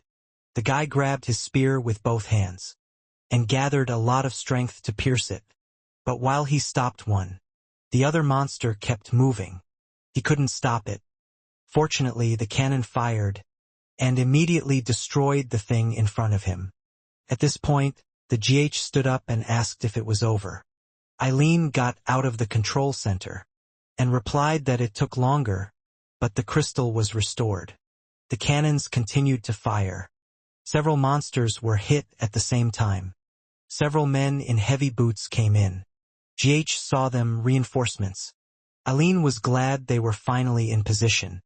She ordered them that the turrets on the wall would be working again soon, but until then they should hold their defenses at all costs. They all said yes. Immediately, a mob of huge monsters approached the walls, which launched a bunch of eggs forward at the wall. The solids immediately took aim. The fighter squad opened fire. They started hitting the monsters, and they kept firing. But unfortunately, one of the monsters landed on a soldier and the soldier was eaten. A coworker who saw this shot the monster. Then he told his colleague to get up, but he was already dead. But to his surprise, a monster appeared at his side, and it got him in the neck. And then the guy fell down. The other men kept shooting. They kept fighting, despite the tears streaming from their eyes. The monsters were overwhelmed. The battlefield was in chaos. Some were screaming in anger. Some were begging for help. And there was a lot of noise from the monsters. The protagonist also kept fighting. He slashed a big monster. And then he was breathing heavily. The guy looked around and asked the soldiers if they could still hold on. He told them he would cover the other side while they retreated. But when he checked, he was the last one left standing. He turned pale. Everyone was dead. Then he felt anger. Looking at all the monsters around him, he had no feelings left, only anger towards them. And then there was a huge explosion right at the top of the wall. The scene changed, the tower lit up. There was a door under the wall, and it opened. A cannon appeared behind it. It was gigantic compared to a normal cannon. Someone called Eileen. It was headquarters. They informed her that the Guardian cannon was fully charged. The horde of monsters rushed forward. Eileen ordered them to fire. The cannons released powerful beams. Since there were several cannons, they covered a wide area. When the shells hit the ground, they exploded. Immediately, the shockwave and shrapnel killed the piles of monsters, literally wiping them off the face of the earth. And he was watching it, the real war. He had a sullen look on his face. The explosions continued, one after another. Later, the area was cleared. The cannons had finished firing. Joey saw that most of them were dead, and those who survived ran away. Eileen told him that the Guardian gun kills swarms of these monsters, but it needs a reload before each shot. She clarified that usually when there's a high-end abyss breakout, they detect bursts of energy days or even weeks in advance, and that gives them time to prepare at any possible entry points. But this time it's different, and he was silent. Eileen's body trembled as she admitted that there wasn't even a hint of warning, and just listened. Then he patted her shoulder. There were a lot of bodies in front of them. The guy told her it wasn't her fault. She knew it was. Her tears flowed. She admitted it was hard to bear and wiped them away. Meanwhile, the earth was creeping toward them, leaving a trail of dust behind it. The boy and girl noticed it and marveled, not realizing what was happening. After all, this thing was already very close and apparently was very big. Suddenly something appeared from the dust of the ground, came out and revealed a huge monster. It had several tentacles and was aiming at the cannons. And then it started hitting them. The guy couldn't believe it. The tentacle hit the wall, and it collapsed. Now the guy was just falling. But he was worried when he opened his eyes, because Eileen was falling with him, too. He used the monkey's extra-long arms to reach her. He managed to grab her, and with his other hand, he clawed at the wall, trying not to fall even more. And he succeeded. They stopped in front of the abyss. The girl opened her eyes. She saw that all their guns were destroyed in an instant. The guy was also in shock and didn't understand what was happening. Who he was and where he came from was a huge monster. He had the head of a shark with a big mouth and sharp teeth, several eyes and legs in front, while its body was long and had tentacles on the sides. Eileen and Joe simultaneously told it that they couldn't let it destroy the wall. They immediately moved and jumped up and aimed at his head. Joe used his spear and Eileen used his blade. They struck at the same time. But nothing happened, not a scratch. He didn't even flinch. That surprised Mr. Cho. He had to step back to get the momentum for the blow. And since he had hard skin, he decided to aim for the eyes. He struck. But his spear couldn't even penetrate the first layer of his eye. Now the guy was completely confused. Then the monster shook him off and he fell down. The monster clung to the wall and started gnawing at it. The guy watched it as he fell. The monster took a big chunk of the wall. Eileen cursed loudly when they landed. She was worried that the wall was about to collapse. They saw that the monster was looking up into the sky. His mouth was too, but it would have been open by now. The monster was ready to devour them. The blond man saw them. He raised his red hammer and slammed it into the ugly monster's face. The boy and the girl were in shock. They were preparing to die. Eileen recognized the man. It was Captain Lin Xiao. Lin Xiao was the captain of the first squad of the extermination squad. He had joined them. Gigi couldn't believe that this uncle was their captain. Eileen proudly introduced the captain of her squad. She stated that he was second only to Commander Corey in the entire fighter force. He said it was because his ability allowed him to control his blood in battle. And he spent years in continuous battles, so he is chronically anemic. The blood was sucked from monster corpses, turned into fists. The captain controlled a few bloodied fists in the air. She warned E not to give in to the deceptive appearance. E's eyes widened with shock. The monster was struck by the fist and groaned loudly. It now looked angry. Its limbs then lunged at Ling Xiao. The monster shattered the place where they had just been. Dodging the attack, he was worried because the last attack had left a crack in the city wall, and he worried for the captain, but Eileen told him to relax. She knew that such an attack wouldn't do anything to him. Ling Xiao blocked it with a long stick. He was unharmed, and he counterattacked using his large hammer. Then the blood hammer transformed. It became a trap, the one that holds the monster in place. And now the captain was standing right in front of him as if mocking him. Ling Xiao bit his finger until it bled, and turned to those who lay buried here. He recognized their fear, their rage, and their grief, and told them that he had heard it all. He drew out their blood and joined it together. This created a long sword of blood. He declared that, with the remnants of their blood, he would end the beast. The monster roared loudly, as if it sensed its imminent doom. Ling Xiao swung his blood sword, and it sliced through the monster. Gigi tensely watched it, and the monster exploded, which was not surprising from such a huge sword and a strong blow. The two parts began to separate, and just like that, the monster stayed in two pieces, and couldn't believe the terrifying pressure. Now it knows the strength of the captain of the first squad. After that, it rained bloody rain where Ling Xiao was. He turned to Eileen, and told her that he was proud of everyone. He knew that not a single soul had trembled at the end. He felt that even then their blood still burned with fighting spirit. Eileen told him to stop the bleeding from his finger first. He hadn't noticed it because he'd gotten carried away after the warm-up. He looked for his bandage. Eileen gave him hers instead. Ling Xiao stated that revenge would be exacted after he killed the Abyss Lord. Gigi realized that he had no time to relax. Although he has come a long way since his return, compared to his awakened squad captain level, he knew he still had a long way to go. Suddenly, he turned at the noise in the sky, and saw planes coming towards them. They were dropping bombs. There were several explosions on the ground. Jia was inside the mech, and he told Yi that from now on they could leave it to the Zhang family's technology. He told him that the entire defense system of Nairai City was built on their technology. And by dawn, the repair drones would have the walls back in working order. And he was impressed. He said that compared to this kind of technology, the old outpost seemed like a primitive village.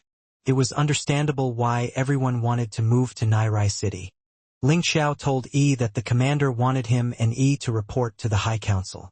He added that this includes Jia. Yi replied that the wall won't be fixed soon, and if they all leave and the monsters come back. Ling Xiao informed him that he was staying.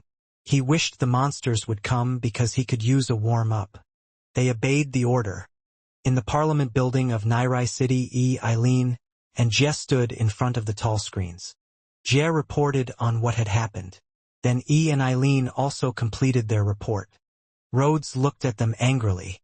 Jun Sivai, the president of the Jun Group and the head of the Jun family, said that the main reason for the breach in Nairai City during the invasion from the Abyss was the deliberate sabotage of the main power system, which prevented the timely activation of all three levels of defense.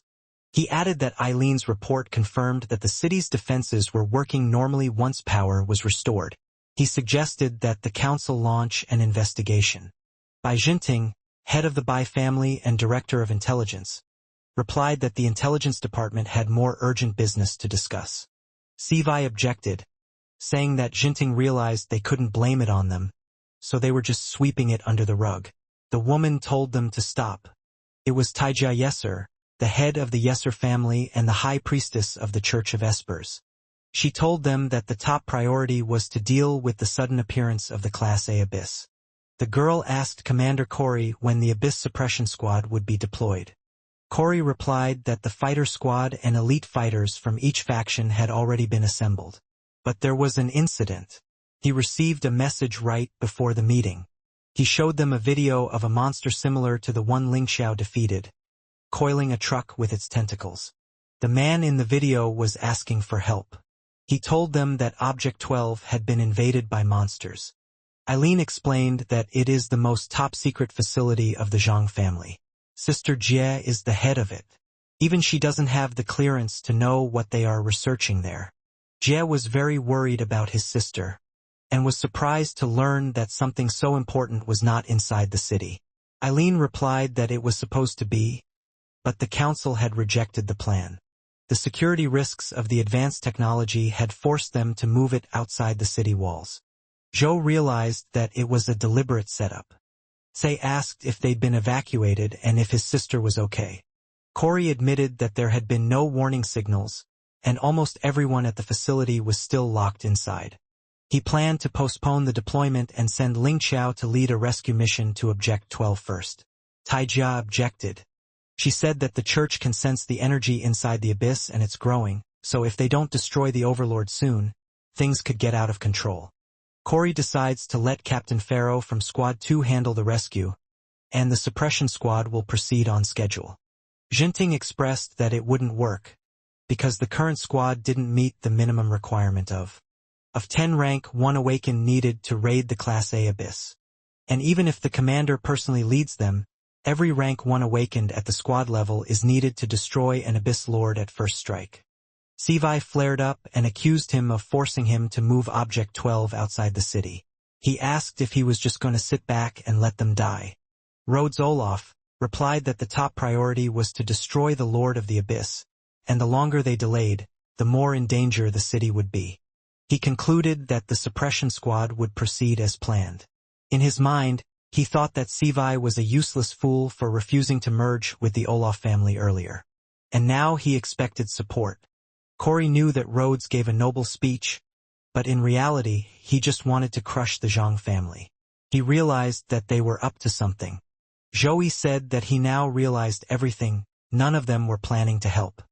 He had caught the attention of all the heads, even the most evil ones, and some were proud of him. Now Joey said that he would go by himself. Just then, the scene changed to a night landscape and a building. There was some kind of helicopter flying in the sky. It was moving towards the rift from which a red aura was coming out. And it was spreading around quite quickly and successfully. Inside the helicopter, Guy learned that all the fighters of the fighter squad had been mobilized to suppress the abyss. The order sounded harsh. Joey must personally lead the rescue squad without support. The Supreme Defense Council categorically rejected the rescue operation. Every single fighter of the fighter squad was required to join the abyss suppression team. The man then declared his informal status and volunteered for the rescue of Object 12. Captain Corey had gone against the council's wishes by secretly leading them past the ground monsters. That was already a big help. The rest of his team members also acted as volunteers. Jun-jae was here because he was greatly worried about his sister's safety. The two previously doubted competitors and Liu Yao, who was familiar from training in the abyss, joined them. Zhou warned the team about the disparate danger of the mission with Minhai's defense. The message from the GG was interrupted. The fighters pledged their loyalty with glee. Liu reminded Guy of her saved life and unspoken gratitude. The plane was approaching the drop point. The team was ordered to prepare for landing. The man briefly thanked her for her trust and gave the order to begin the operation. And as the plane landed, everyone was already definitely ready to begin the mission.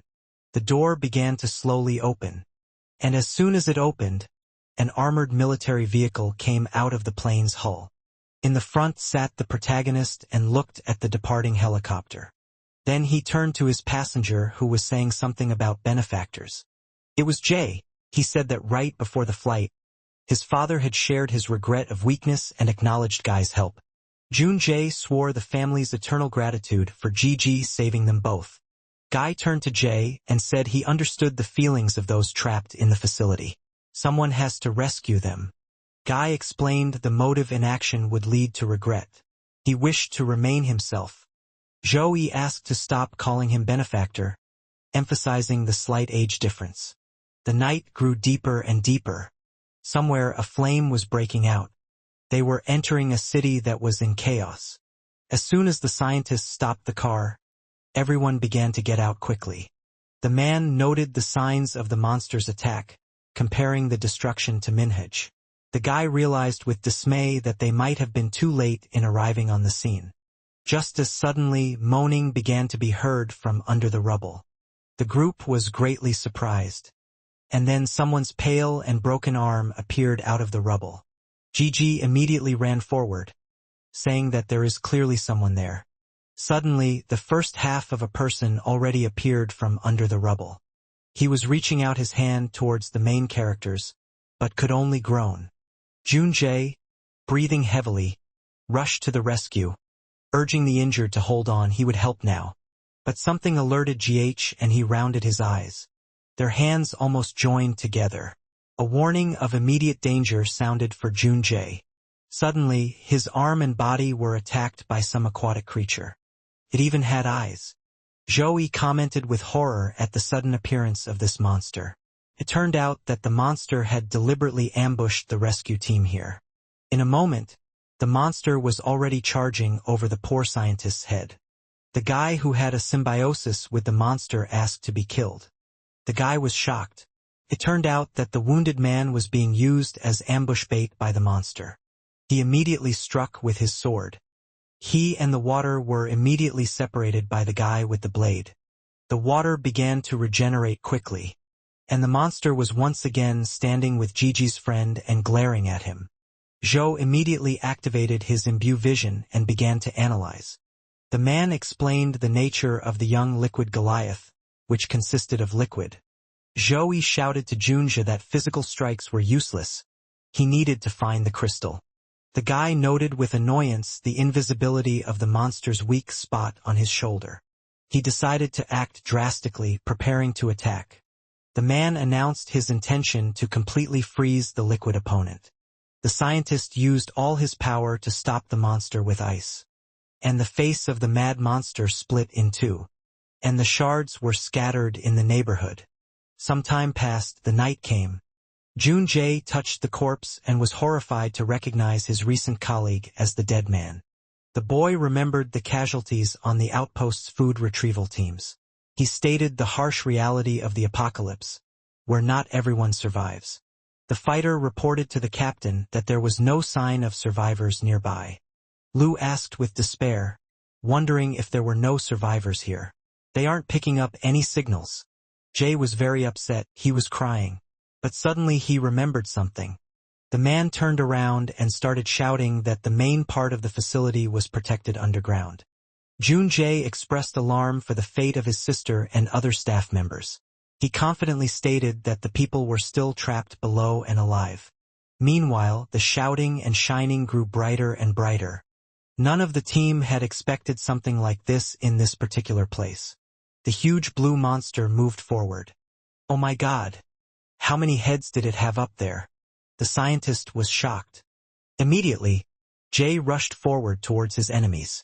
He raised his fists and was already in the air starting to hammer the monster. But it wasn't that easy, his armor on his fists was quickly melting. And the monster kept encompassing them around. And was already acting very brazenly. Suddenly, Lu intervened and sent her electric charges forward. The monster didn't waste any time either and moved towards them, but masterfully flew and absorbed, and now even more surrounded the heroes. Then already they were encompassed on all sides by some red tail, and squeezed very tightly, lifting them from the ground. Zhou in his new armor watched in shock. It was his red fingers. Gigi pulled on them and now his friends escaped death from the tentacle. And the bespectacled man sat on his knees, knowing he was surrounded and doomed. He sat there almost crying and thinking about his sister. Suddenly there were messages on his phone. Someone desperately trying to reach him from underground. Now the guy was glad because he recognized that voice. It was his sister's voice. Junjae called out to his sister hopefully, looking at the screen of the phone. Someone on the screen was watching the guy being surrounded by a water monster. It was a group of scientists who had access to all the cameras in the research center. Among them was his sister Jun-E, who demanded attention, communicating an urgent plan of action. First, he needed to distract the monsters. The scene switched to another group of warriors trapped by a monster as well. Gigi stood in shock at what had happened to his arm. At this time, a kid with glasses was running towards them. Junjae quickly commanded the group to follow him. Over the walkie-talkie, his sister pointed them in the direction, ordering them to move to the right without delay. She gave clear instructions to make a left turn and climb. So they did, leaving the water monster a little behind. Soon a gate appeared before them and Jay realized it was exactly what they needed. The man hurried the men to take shelter in the safe room, seeing the approaching threat. There wasn't much time left and the guy shouted to everyone, "Close the door!" And a second before they were killed, the water monster just hit the closed airtight door. This made him angry, he even growled a bit before entering. And behind them inside, the whole group was already resting from such a march. They looked up and saw a huge screen with a picture of a woman on it. It was Jay's sister and she was smiling at the fact that they had managed to get here. The kid himself was happy to see her too, because he thought they were too late. The scientist happily stated that she had made it, announcing the creation of the growing crystal. Zhou Yi politely interrupted the relatives' conversation to clarify the situation. What's even going on right now? Junie apologized, saying that she was completely lost with joy after seeing her brother. She said there was a momentary siege of the facility after the invasion. They didn't have time to evacuate. She clarified the targeting of the monsters' attack on their compound. The monsters were conducting a relentless attempt to breach the dungeon. She hypothesized the control of all the creatures by the Abyss Lord. The squad girl asked in amazement about the keeping and researching of living monsters in the lab. Sister Junjae explained the limitations of power growth through alien crystals. That was why they needed them. Liquid golems evolved by absorbing the weakest individuals. The scientists used this trait to create the growing crystals. Junjae admiringly confirmed his sister's success. Jun-yi explained the availability of the crystals to unlock their full potential, but warned of the lack of instant amplification from the technology. Guy interrupted the discussion with a comment about how she should keep it here. He knew he should congratulate her, but noted the impossibility of their squad breaking through the main entrance. He asked how would they get to the scientists. Jun-yi demanded to leave them behind and rescue the data. Pressing a single button, the girl suggested a path to the database to evacuate the research. She showed a schematic of the complex and declared the facility lost to further operation. The sister emphasized the priority of crystal technology over lives.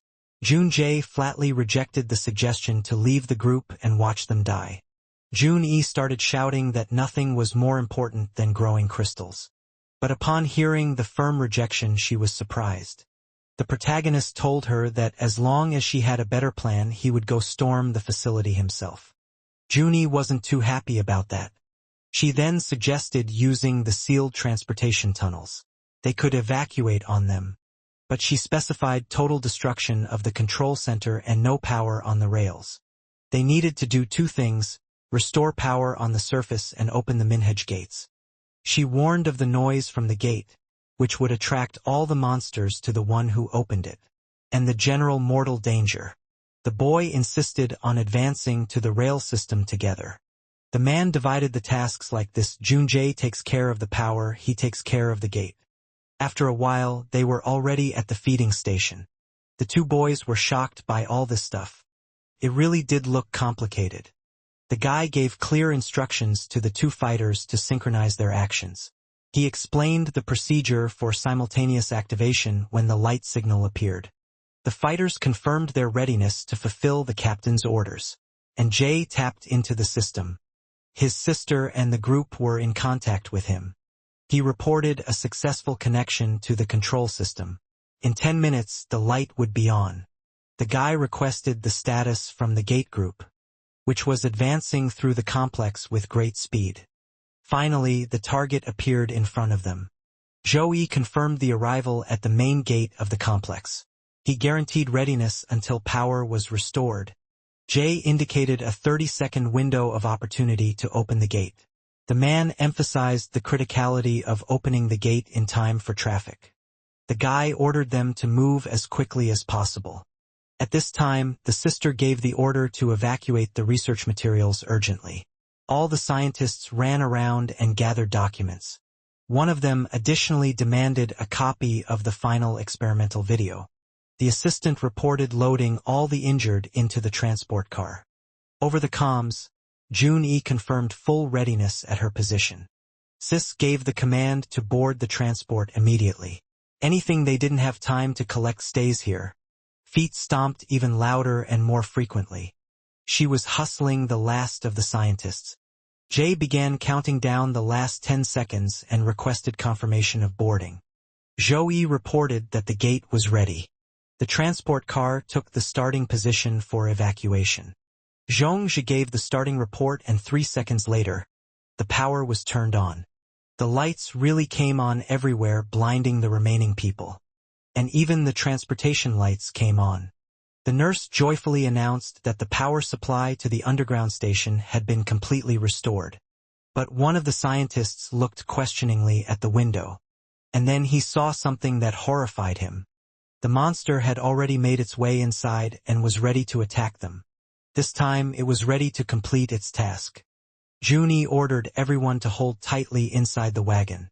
She pressed the button, and the train simply roared out of the way, quickly moving away from the water monster, who tried to whip them with water for the last time. But the door in front of them was open, and the train sped through it at breakneck speed. But the monster wasn't going to back down and flew in after them, clinging to the train and starting the corrosion process. The scientist from the window saw this and demanded maximum acceleration from the vehicle. The monsters rapidly shortened the distance to the fugitives. The pilot confirmed the operation of the engines at maximum power. And now the jaws of the water bastards opened and they were ready to devour the scientists. As suddenly fire and explosions erupted in front of the water. The guy looked at this and was shocked, because now even the cannons in the compound were now helping them get away from this monster. They were firing aptly and without stopping.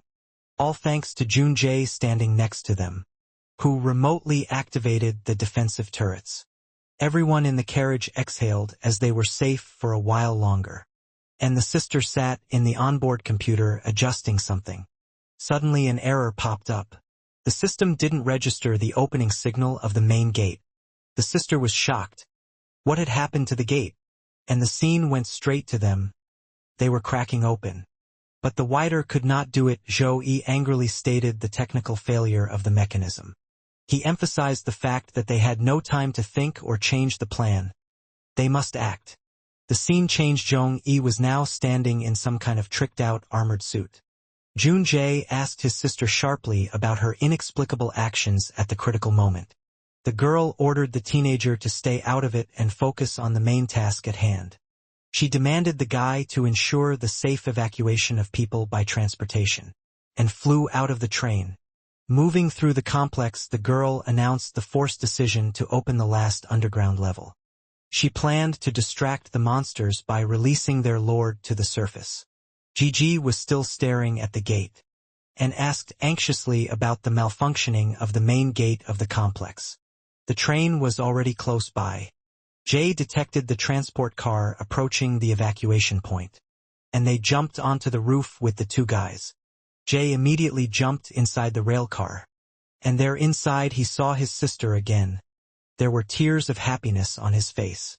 He was relieved to note the group's successful exit from the tunnel. The sister demanded to stop talking from behind the unopened gate, and the scene shifted back to them. Lu diagnosed a critical failure of the hydraulic system. Guy proposed an emergency plan to leave the transport when the operation failed. His sister abruptly turned him down and warned of imminent death from monsters if the wagon was abandoned. She emphasized the vital importance of transportation to return to the city. At this time, the protagonist stood in the gate and tried to push it open. He had already activated his giant monkey arms, and began to push even harder, realizing that many people's lives depended on it. Lu relayed the captain's decision to physically open the gate with the force. The bearded scientist asked incredulously about this plan. He recalled the 4 10,000-ton hydraulic presses to move the gates. Zhou himself thought that his efforts were futile. The guy couldn't move the gate even with his snake monkey arm activated. He decided to radically transform his body into an opening mechanism. Claws made of reinforced bones showed on his hands. The man activated the sticky tongue ability to create extra force.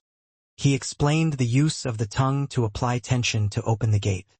The guy then activated the poisonous spider sting to secure his legs. He described the sting's function as an anchor against kickback.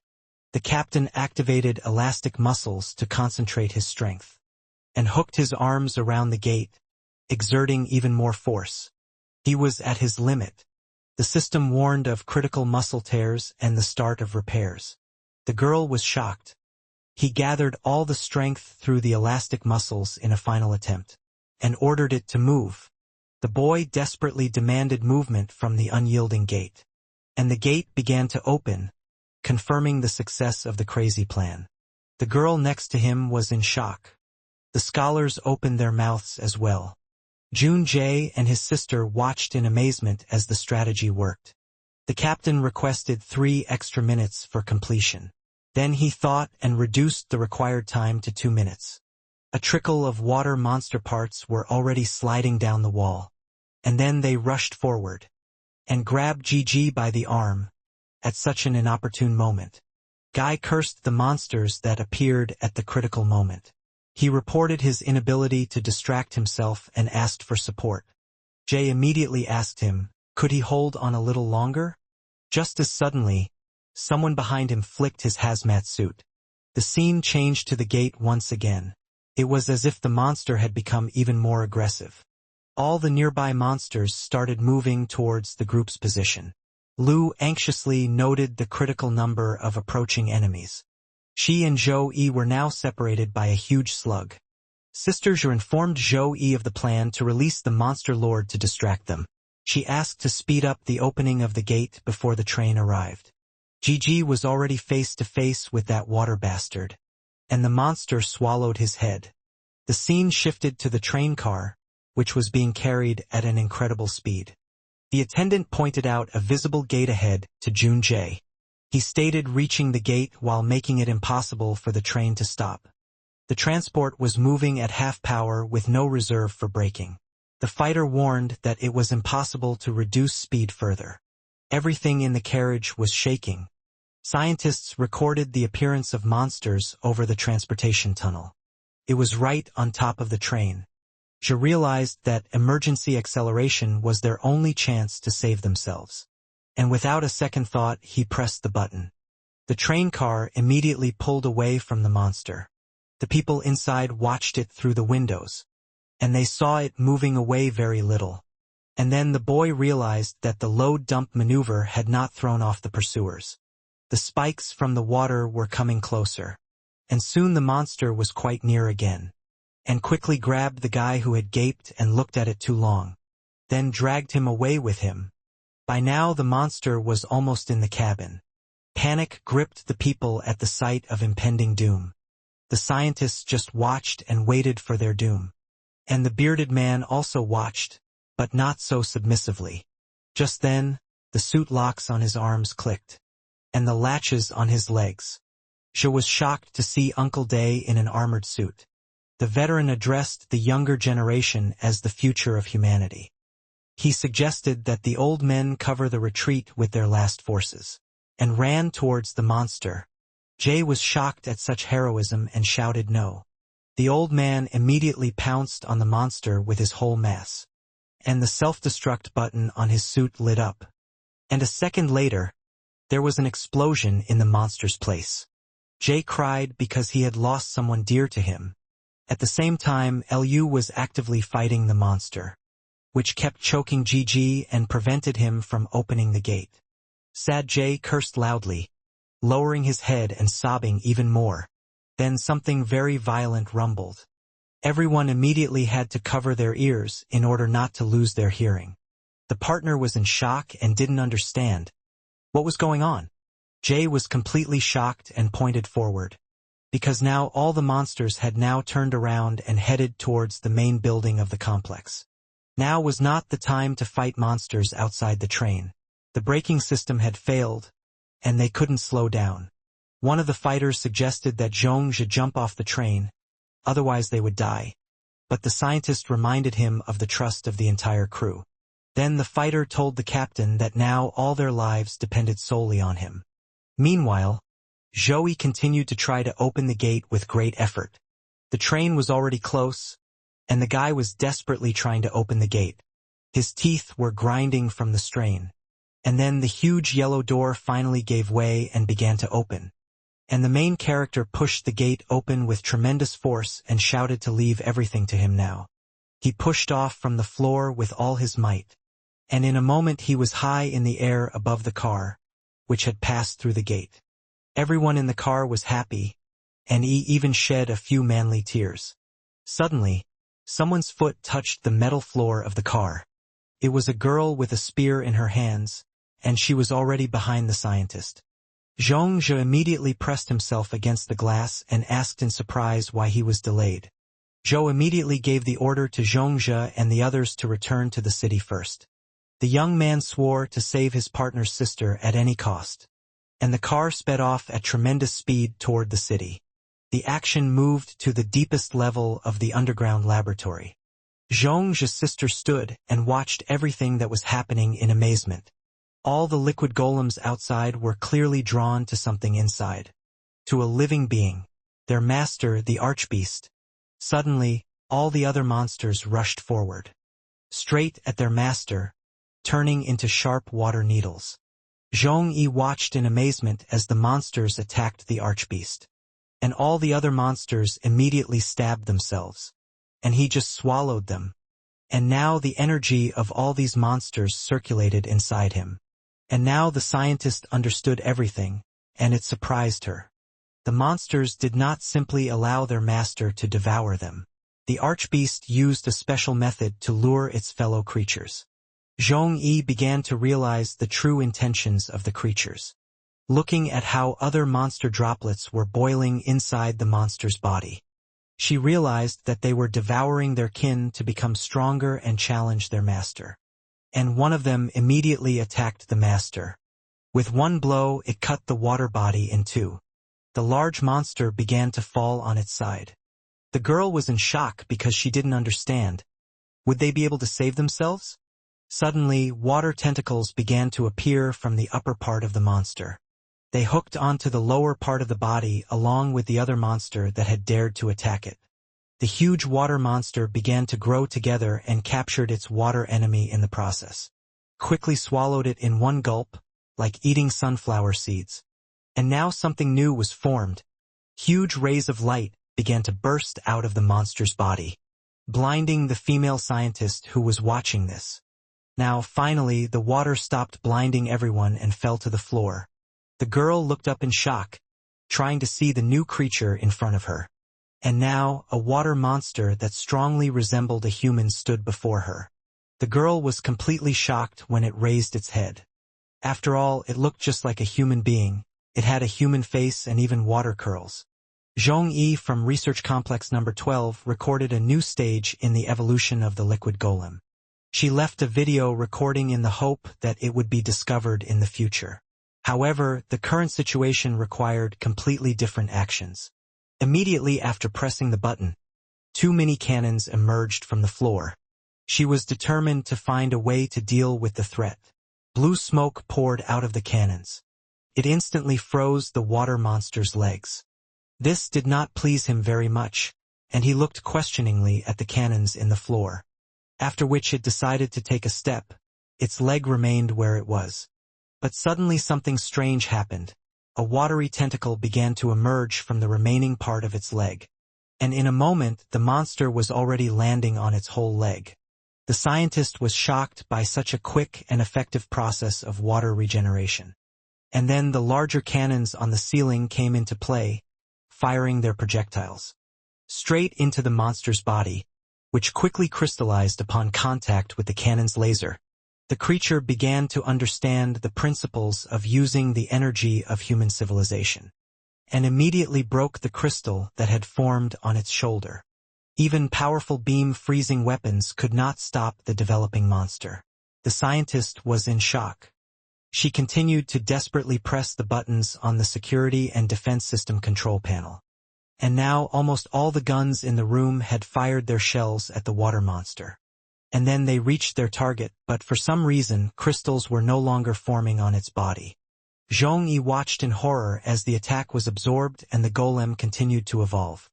The new stage of the golem developed resistance to all types of enemy attacks. She took out her camera again. Suddenly, the water monster turned its gaze to the girl.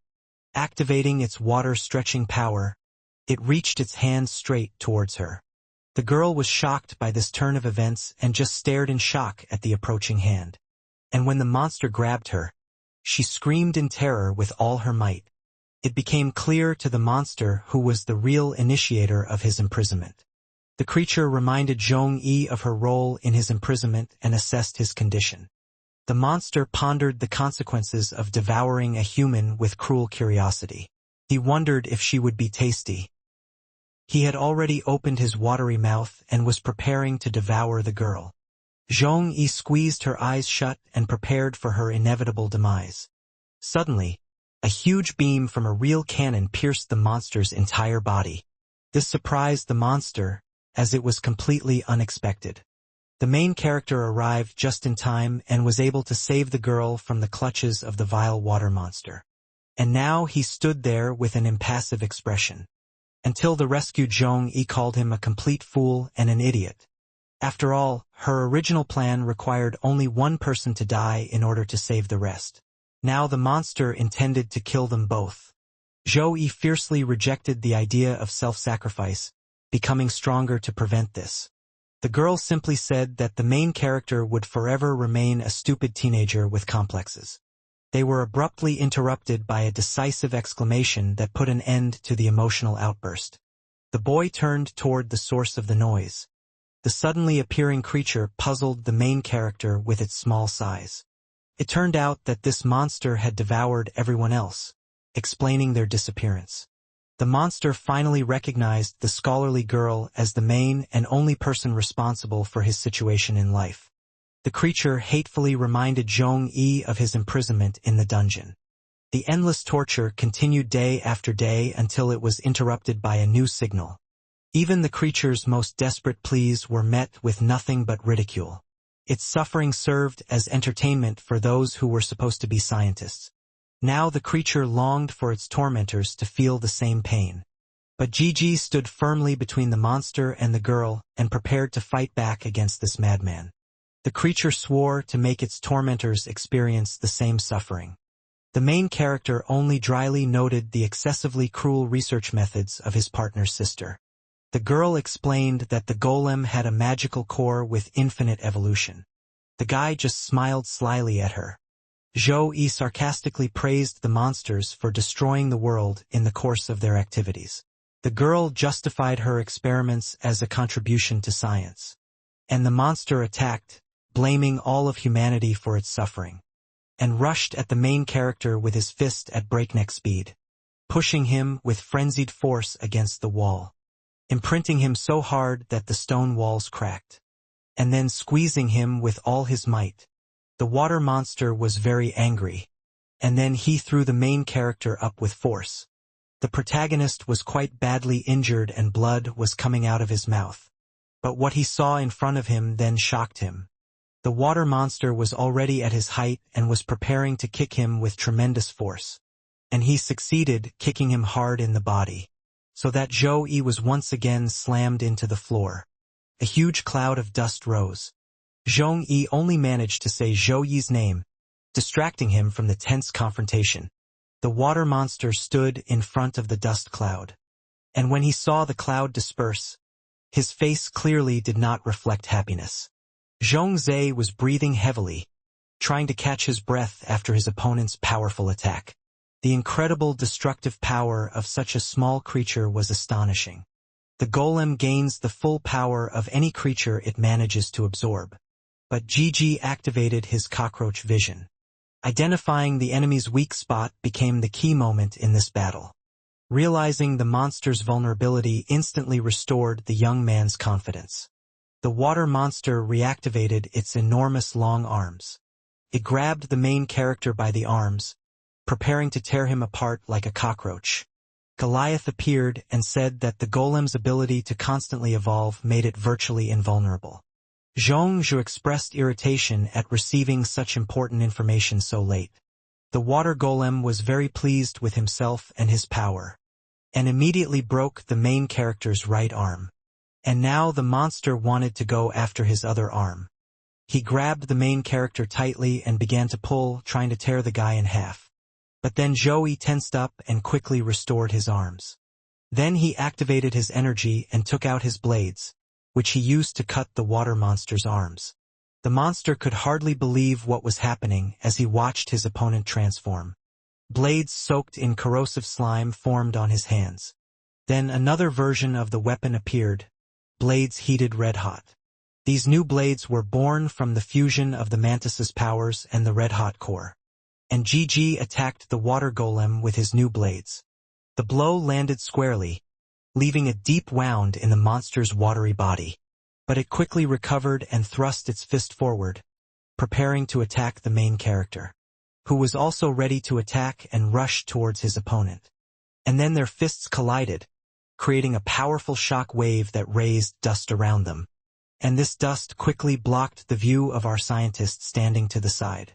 Through the dust, she saw that the man's fists were covered with a strong shell with poisonous spikes, and the spider's tail instantly injected paralyzing venom upon any contact.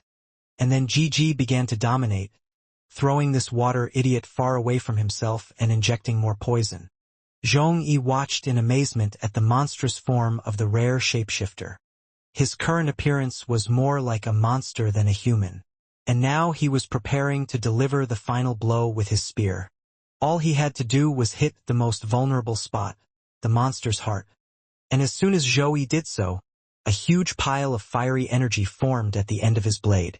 But as soon as it dissipated, the guy stood there looking at his opponent in confusion.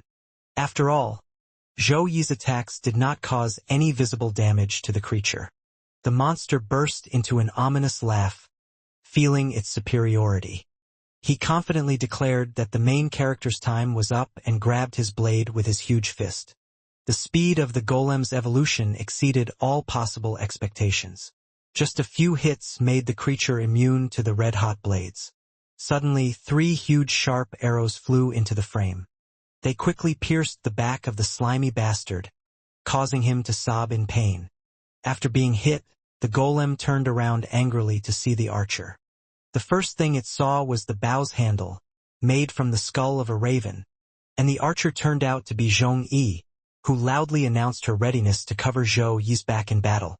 The guy was shocked by her determination, but he was even more shocked because he saw the monster already reaching out its arms toward her. In a couple of moments it would reach its target and crush the scholar. But the girl deftly dodged and was already preparing to shoot the monster's arms. However, when she did so, the monster took no damage and simply absorbed her arrow. But the bastard was still not satisfied. Now he had to fight 2 opponents. And that was very difficult for him. He turned sharply, because he almost missed the attack of the red-hot blade from our main character on the other side. The monster immediately felt how much more difficult it had become for him to fight and survive. The simultaneous attack with different types of forces finally brought visible results. The combined effect really proved to be effective against the golem. The creature contemptuously called humans thieves who had appropriated divine power. This dependence on stolen power became humanity's main weakness. The girl saw the monster's gestures and immediately cursed in shock. She knew that the golem's most dangerous ability was to emit a synchronized wave. The wave created a suppressing field on the surface of the magic crystals. The instant neutralization of the crystal's energy gave them a single chance to attack. They only had 1 shot. The protagonist was in shock. Without answering the Gigi's questions, she immediately shot at the water golem. The arrow pierced it through as if it had been pierced through the navel. But the girl was shocked. Nothing terrible had happened to the golem. On the contrary, it was already ready to strike back at the people and launched a wave attack at them. And it almost reached our heroes, who were shielding themselves from this attack with their weapons. Zhong-yi gripped her fancy bow more tightly. But suddenly, the light in the crow's skull went out completely. This terrified the girl. The monster just laughed and said that a person without a crystal core was no more than an insect. Zhong-yi fell to her knees and bitterly acknowledged her slowness in a critical situation. The golem's complete counterability rendered the awakened humans helpless. They could do nothing to stop the monster. The creature watched with pleasure as despair spread across the faces of its opponents. The monster sat down next to her and promised to slowly melt them and devour them in the process of torture. It demanded loud screams from its victims for greater pleasure. Suddenly, a powerful blow from a cockroach's fist flew into his face. It simply flattened the bastard's watery face.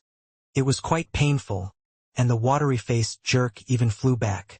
He fell painfully to the floor after flying several meters. The monster in shock raised his head and looked ahead at the main character.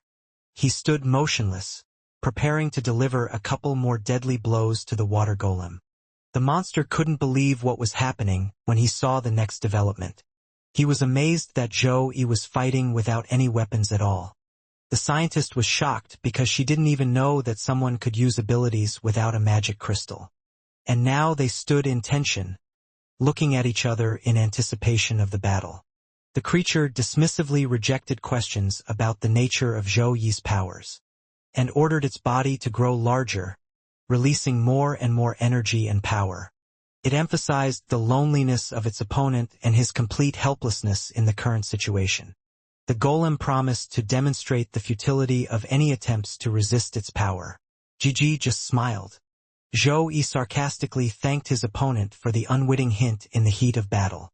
The man gave a short command to his unexpectedly appeared ally to act.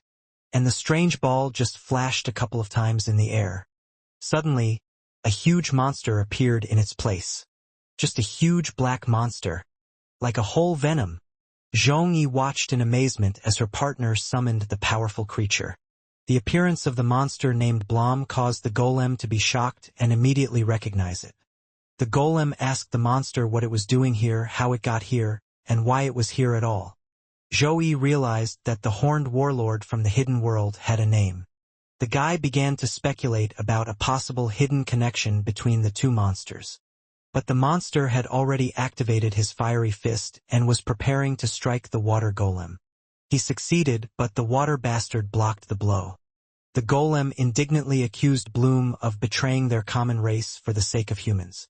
It contemptuously called its former ally a dog serving humanity.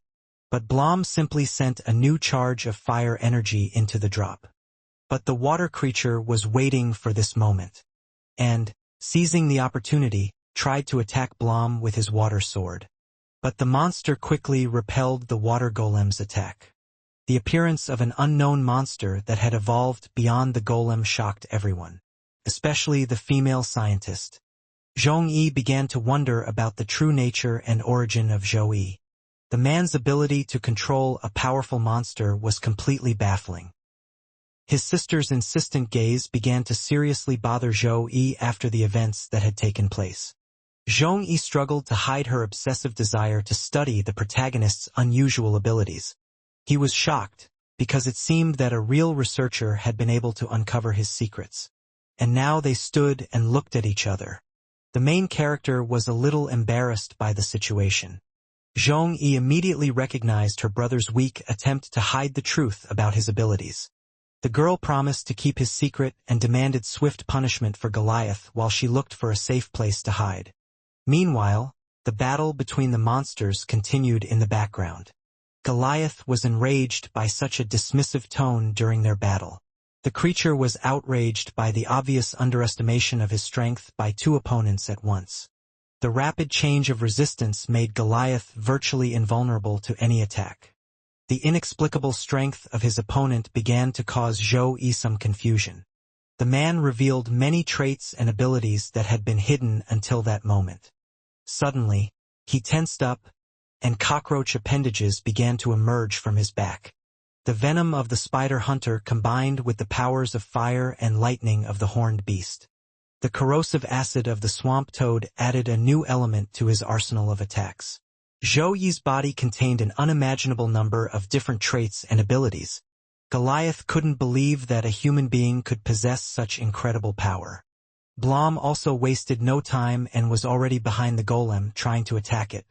The water bastard barely managed to dodge this fiery attack. But it wasn't that simple, because our main character was flying at him from above with his entire deadly arsenal. The water golem's face was already on fire. And then Zhou-Yi unleashed his entire arsenal on it at once. All this energy caused a huge explosion where the monster stood. The monster was simply incinerated in the flames and screamed in pain. The heat even reached the girl in the shelter. Zhong looked up and shouted at the main character to look around quickly. But she couldn't see anything except silhouettes, because the battlefield was covered in smoke, steam, and dust. But soon the dirt began to dissipate and the silhouettes became clearer. Then the girl's eyes widened in shock at what she saw. A drop of blood fell to the floor. The water monster had pierced the main character, the cockroach, right through. The creature's desperate cry expressed its last hope for a possible victory. Goliath continued to cling to a ghostly chance to turn the tide of a losing battle. But in vain. Even with his chest pierced through, the protagonist gathered himself and found the strength to cut off the bastard's head. Zhou sarcastically announced that he had another previously hidden trait. The cockroach trait gave him almost complete invulnerability and immortality.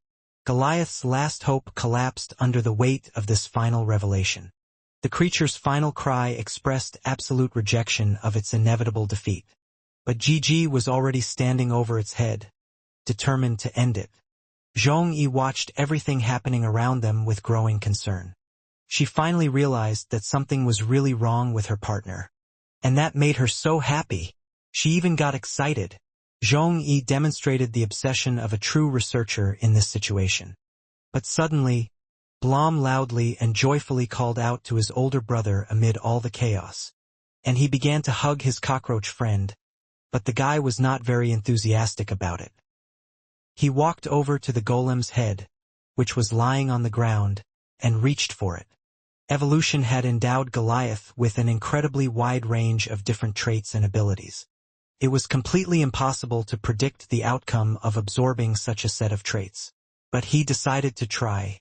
The guy eagerly contemplated gaining the ability to disable magic cores. Then he would become unstoppable. And he quickly swallowed a piece of the water monster's flesh. However, suddenly his body began to crystallize and the system issued a security error. But the ice reached his head in a second. It was too late to do anything. After all, there was only a moment left. And the guy was completely crystallized. The scene shifted to the day after the successful battle. Now they were scanning something. They were in a private life support room that belonged to the Zhong family. And in the middle of the room on a horizontal chair, lay the main character, completely turned into crystal and unconscious. Eileen anxiously inquired about Zhou Yi's condition after the battle ended. The man's vital signs remained stable despite everything. Zhong Yi felt it necessary to immediately share the shocking discovery. The girl firmly stated that Zhou Yi was not human in the biological sense. Everyone was shocked by this revelation. After all, he could look and talk like a normal person among other people. But the man's DNA structure was radically different from human genetics. This form was just a disguise for integration into human society. Eileen was shocked by this information. Suddenly, the main character himself came to his senses from the commotion. Zhou Yi regained consciousness with a complete lack of understanding of where he was and what was happening around him. The absorption of Goliath's core with conflicting traits caused an unexpected reaction. For the first time, the man's body showed signs of actively rejecting foreign traits. However, all side effects were expected to disappear completely on their own soon. Eileen continued to look at the guy in the crystal cage. And the scientist told her that dozens of different monstrous traits had already been discovered in Zhou Yi's system. Among them were the traits of the evolved Goliath, which posed a threat. Gaining the ability to suppress magical cores will make him the greatest threat to humanity. Zhong Yi suggested plans to isolate her partner far away. But Eileen took these words with anger. They couldn't just lock him up like that. The scientist was upset by these words, because she herself understood that she might be acting wrongly. His sister confirmed that Zhou Yi was now even more dangerous than the evolved Goliath. Complete elimination of the threat was named the only reasonable solution to the situation. This shocked the others even more. Even the main character himself would have been running and screaming if he had been conscious. Eliminating Zhou Yi was seen as the best way to prevent disaster. Zhong Zhi vehemently opposed his sister's plans, even at the risk of conflict with her. Zhong Yi reminded him of the numerous times Zhou Yi had saved the Zhong family. Revealing the secret would inevitably lead to a manhunt and his death. Eileen continued to insist that Zhou Yi had always fought on their side. She suggested considering Zhou Yi a good monster, despite his nature. A sharp order was given to stop these naive and dangerous discussions. Zhou Yi began to realize that a dispute was going on around him about his future fate. Zhong Yi expressed reasonable doubts about the sincerity of the man's help. She cited the story of the liquid Goliath, who also seemed harmless. But the creature grew up and called on its kin to attack the human base. The children who had once cared for it died at the hands of this monster. This happened despite the fact that it had been raised and nurtured by humans themselves. Goliath destroyed the second largest stronghold of humanity outside Narumi. The slightest delay could have led to the loss of tens of thousands of lives in the city. Zhong-yi told Eileen directly that Zhou-yi was a monster who deserved neither trust nor mercy. And that made her think. She recalled their adventures together in the bunker. How he urgently demanded that a turret be prepared to eliminate the potential threat. How the guy had stated that the others had refused to try to save lives and decided to act on his own. She decided to act on her own to help the man alone. The girl continued to believe that Zhou-yi would never betray his allies. Eileen demanded immediate action without any further excuses. The scientist accepted her command and pressed a special button on the remote control. A strange device resembling a needle began to move over the main character's body. Spinning, it gathered energy to destroy the main character. Now Zhong-yi was not feeling well. She remembered the moment when opening the gate would lead to the inevitable death of the person who did it. Then the main character volunteered to carry out this deadly task. His decision was final and not subject to further discussion. Zhong-yi remembered that the guy had saved her life. And she remembered her friend Kaplu, who had been a normal child when they were growing up. And that made her angry. After all, she remembered what this ordinary child had become and what misfortunes he had caused. But even she could not deny that he was fundamentally different from ordinary people. A painful internal conflict about trusting the man continued in Zhong-yi's mind. But the gun was already loaded. And the scientist decided not to torment herself with thoughts and to quickly press the button and solve the problem. Suddenly, Eileen reminded her of Zhou-yi's help in defeating Tony Olaf in the tournament. The man had defended the wall from monsters and saved Zhong-yi in the research laboratory. Without his help, she would not have survived to voice her doubts aloud now. But Zhong-yi never consults with others after making a final decision. She was asked about the real reasons for the meeting if she really wanted him dead. There was a direct demand to back down because she did not want to kill Zhou-yi. Zhong-ji demanded that his sister immediately admit her true intentions. He begged her not to harm Zhou-yi, calling her sister in an emotional outburst. The girl was very saddened by this dilemma. Then the remote control for killing the main character fell to the floor. Seeing that the gun had stopped preparing and gathering energy, Zhong-ji exclaimed with joy.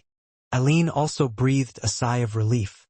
Suddenly, they were all surprised because a fourth person in the room thanked them all. It was the main character, Zhou-yi, who thanked them all for making the right choice in the end. Eileen asked Zhou-yi in amazement how long he had been conscious. The man explained that he had woken up at the beginning of their serious conversation. Then he fell silent and stared intently at them. Zhong-yi was very ashamed of all these conversations and the ideas she had proposed at the beginning. Zhou-yi acknowledged that it was impossible to fully explain everything that was happening right now, but assured his allies of his loyalty and lack of intent to betray them. It became clear that the secret of Zhou-yi's body must remain strictly confidential. Then Zhong-yi declared all 4 participants in the conversation to be accomplices in a shared secret. Suddenly, Eileen's phone rang in her pocket. She received an urgent message requiring Vice Captain Eileen's immediate presence at the hospital. A moment later, the scene shifted to the Narumi City Hospital building. The events continued in the main lobby of the medical facility. Running inside, the guy was in shock, hearing the screams. Wounded soldiers from Resin's unit sat on the hospital floor in agony, demanding stronger painkillers. One soldier promised another to find someone to bandage them, acknowledging the catastrophic shortage of staff. Eileen watched in amazement as all the wounded soldiers gathered in the main lobby. And what infuriated her even more was, where were all the medics? Suddenly, she saw one of the elite unit soldiers call for a medic. One of the victims complained of unbearable pain from a facial wound. Although it was just a scratch, the medic rushed to provide immediate assistance to the newly arrived wounded soldier.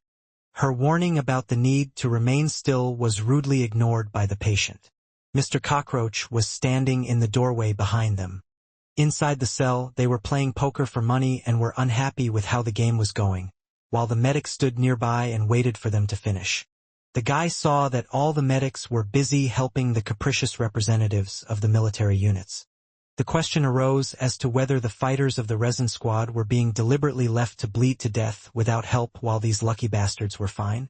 The appearance of Vice Captain Eileen and Director Zhong caused an uproar in the center of the hall.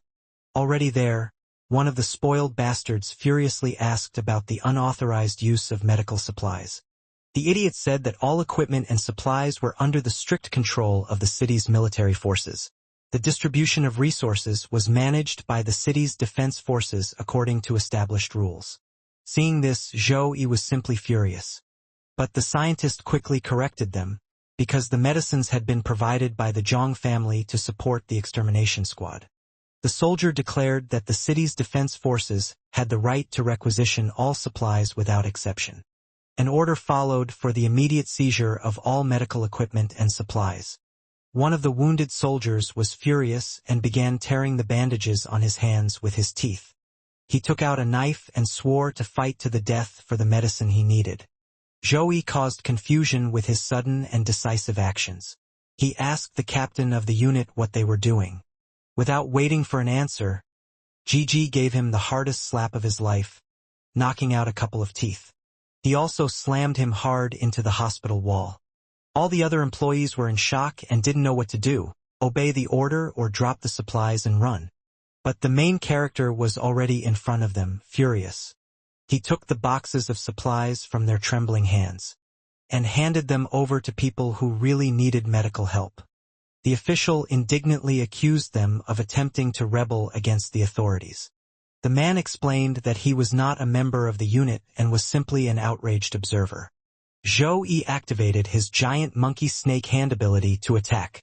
But suddenly, someone stopped him from hitting the bastard and grabbed his arm. This greatly surprised the main character. This brave man was some kind of pumped-up bastard who was able to grab his arm. Before them stood General Tabit from the city defense forces in full uniform. He instantly squeezed the main character's arm and broke his bones. The system recorded a complex fracture in the main character after the man's powerful blow. Now Tabit was preparing to grab the main character by the face and break it too. And when he managed to reach the main character, Tabit successfully knocked him to the ground. Eileen immediately ran to them, worried about the main character, and tried to prevent the conflict from escalating. But the scientist stopped her and asked her not to fall for the provocation. If she got involved, the situation would explode. Tabit said that any attack on a military officer in a controlled area was considered mutiny. Zhou Yi was declared under arrest for attacking a representative of the authorities. The action began to move away from the hospital building and moved to the meeting room of the Narumi City Supreme Defense Council. Inside, a report was being delivered. 2/3 of the city districts had suffered significant damage during the defense. The losses of the extermination squad exceeded half of its personnel after the recent battle. Someone slammed their fist on the table and shouted that enough was enough. Someone abruptly cut off the report on military losses, demanding an end to the protracted discussion. Everyone present was already familiar with the figures and did not want to waste time repeating them. Only the Raven remained calm. Then the gray-bearded man suggested resuming the selection tournament after the Abyss crisis was over. The heavy losses of the detachment created an ideal opportunity to infiltrate defense agents. Such a strategy would allow complete control over the squad from within. It was proposed to schedule the second round of the competition for the very next day. The girl with glasses was outraged by such a tight deadline, given the number of fighters who had not yet recovered. Accusations were made against the military, whose representatives did not even appear on the front lines. The gray-haired old man was enraged by these words. But suddenly the man stopped the girl and asked her to listen to him. She wanted to object, but the captain replied that enough was enough arguing. And since there were no objections, the old man said that the decision to hold the second round under the control of the city's defense forces had been made. Major General Tabit became the examiner for the second round as a representative of the military. At that moment, they were in a cell, and the man reminded Zhou-Yi of the humiliation of his student Tony Olaf in front of the whole city. The interrogation took place in a special room in the military prison of Narumi City. The main character was hung upside down on the wall. The general gave the order to prevent certain individuals from participating in further competitions. The subordinate confirmed the order and reported the arrest of participants who were not from the four families. Immediately, a guy with a spiked baton appeared in front of the prisoners. One of the guards laughed defiantly in the faces of his prisoners. The main character immediately called out to them. Then the executioner turned to him and asked what he wanted. He suggested that they untie him if they had the courage to fight him fairly. He was alone against all of them. His ability to regenerate allowed him to recover quickly from any injuries. Other wounded participants could be beaten to death in similar conditions. The general considered his behavior too cocky and ordered the interrogation to begin with him. The guards were ordered to immediately knock the insolent prisoner to the floor, and they began to beat the main character. Holding him down, they promised to wipe the arrogant smile off his face forever. And they began to beat him on the floor with two weapons at once, their fists and bats. Blood flew everywhere. Finally, they decided to leave the main character alone and talk to him. The executioner laughed at him and asked if he would continue to behave this way. But the cockroach golem ordered the main character not to interfere and to let the guards continue the beating. The remnants of crystallization in the body required urgent stabilization with a special agent. The main character sarcastically inquired about fighting on a completely empty stomach. A rude recommendation was made to aim for the face for greater damage to the enemy. And then the main character received another blow. His face no longer reflected any color except blue. The other prisoners were completely shocked. One of them expressed surprise at such a willingness to defend complete strangers. Someone desperately encouraged his comrade, pointing to a safe direction for retreat. The blow to the stomach was deemed insufficient to neutralize the resistance. But blood was already on the faces of the executioners. One of the attackers began to have doubts about the correctness of what was happening. A straightforward question arose about the possible fatal outcome of this beating. The young man inquired about the possibility of the already frightened guards escaping. Gigi stated that he had completely lost sensation and numbness in his entire body. He asked the guards to continue. Suddenly, a fiery blast flew into their room. Everyone in the room turned to look at this fiery energy and was shocked by it. Suddenly, clouds of dust, smoke, and steam appeared, and among them were three figures. And when the cloud of smoke cleared, the guy saw his commander, Eileen, and the scientist with him. Commander Corey demanded the immediate release of all detained members of the squad. Eileen also demanded that the main character be released. Tabit only applauded sarcastically, assessing the destruction of the prison's multimeter gate. The general acknowledged the power of the awakened one, who was able to break through the 36-layer gate with a single blow. He accused the extermination squad of arrogance, comparing them to his own troops. The arrests were deemed lawful due to the attack on soldiers and signs of mutiny. The general asked Commander Corey about the purpose of his visit to the city's military prison. The interrogation of the detainees had already been completed, which made their further detention pointless. The whole incident was dismissed as a trivial misunderstanding between the two sides. The general gave official permission to remove the detainees from the prison grounds. He announced his appointment as examiner for the next stage of the qualifying tournament. The general promised to meet with each of them personally at the upcoming competition. Special attention was paid to Zhou-Yi as the main instigator of the whole incident. The action moved to the City Research Institute after the clash. All the wounded fighters were placed in makeshift wards inside the institute building. Medicines were sorted according to their suitability for further use. Surplus medical supplies were stored in a separate place for later accounting. Someone distracted Eileen. Eileen inquired about Zhou-Yi's current whereabouts amid all the commotion. Someone had seen the man climb onto the roof of the building just a few minutes ago. And now there were sounds of blows and curses coming from the roof. Gigi was furious and climbed onto the roof to take out all his anger on the punching bag. Eileen quietly watched him from the sidelines. She watched as the guy wondered why people were so hostile towards those who were protecting the city. Zhou-Yi couldn't understand why they were treated this way, because the extermination squad was considered humanity's last hope. They were literally thrown away as useless after completing their dangerous work. Goliath's research could have strengthened the awakened ones, but the results were kept from them. The tournament was supposed to find strong fighters to replenish the squad's losses. Instead, it turned into a game played by influential families to redistribute power.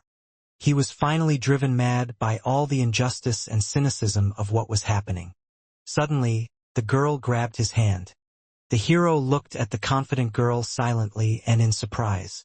Eileen's aura made him break out in a cold sweat. He did not expect what the girl did next at all. She suddenly began to reach for him. She kissed Zhou-Yi gently and tenderly on the cheek, and the hero immediately froze. He turned red as a tomato. Eileen unexpectedly interrupted his rage with a bold and decisive personal action. She kissed him. What? The girl asked about his condition after such a radical method of calming him down. Her actions completely stunned the young man and made him forget his anger. She suggested sharing a drink with her to continue the conversation.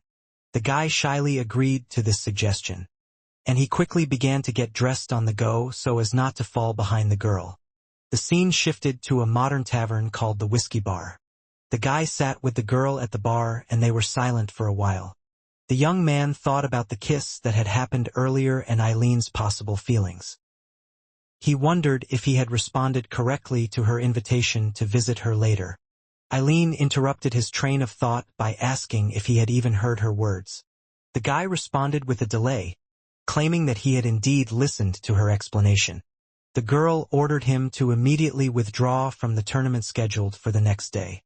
Zhongzhe was shocked by such an unexpected and categorical demand on her part.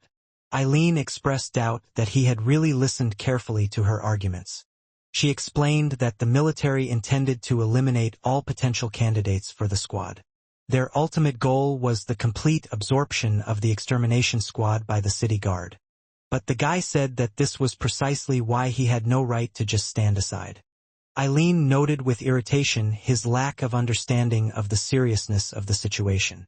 The extermination squad had no chance against such a powerful force. Any resistance would be immediately declared a rebellion and brutally suppressed.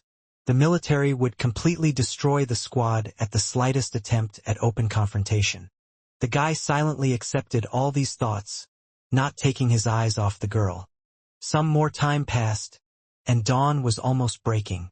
Eileen, who was extremely drunk, urged him to listen carefully to her next words. She reminded him that he had enough strength to start a new life somewhere else.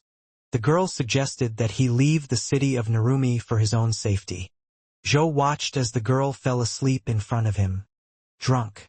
Then he decided to continue drinking, thinking about a possible future outside this complicated city. He took a sip of alcohol and grimaced at the unexpectedly bitter taste of the drink. Someone nearby asked him if he had no experience drinking such beverages. Turning around, the guy saw the commander standing in front of him. The girl next to him immediately remembered that at the outpost, this drink was only available to the high command.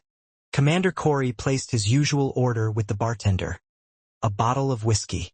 Zhou-Yi asked the commander if there was any hope for their unit.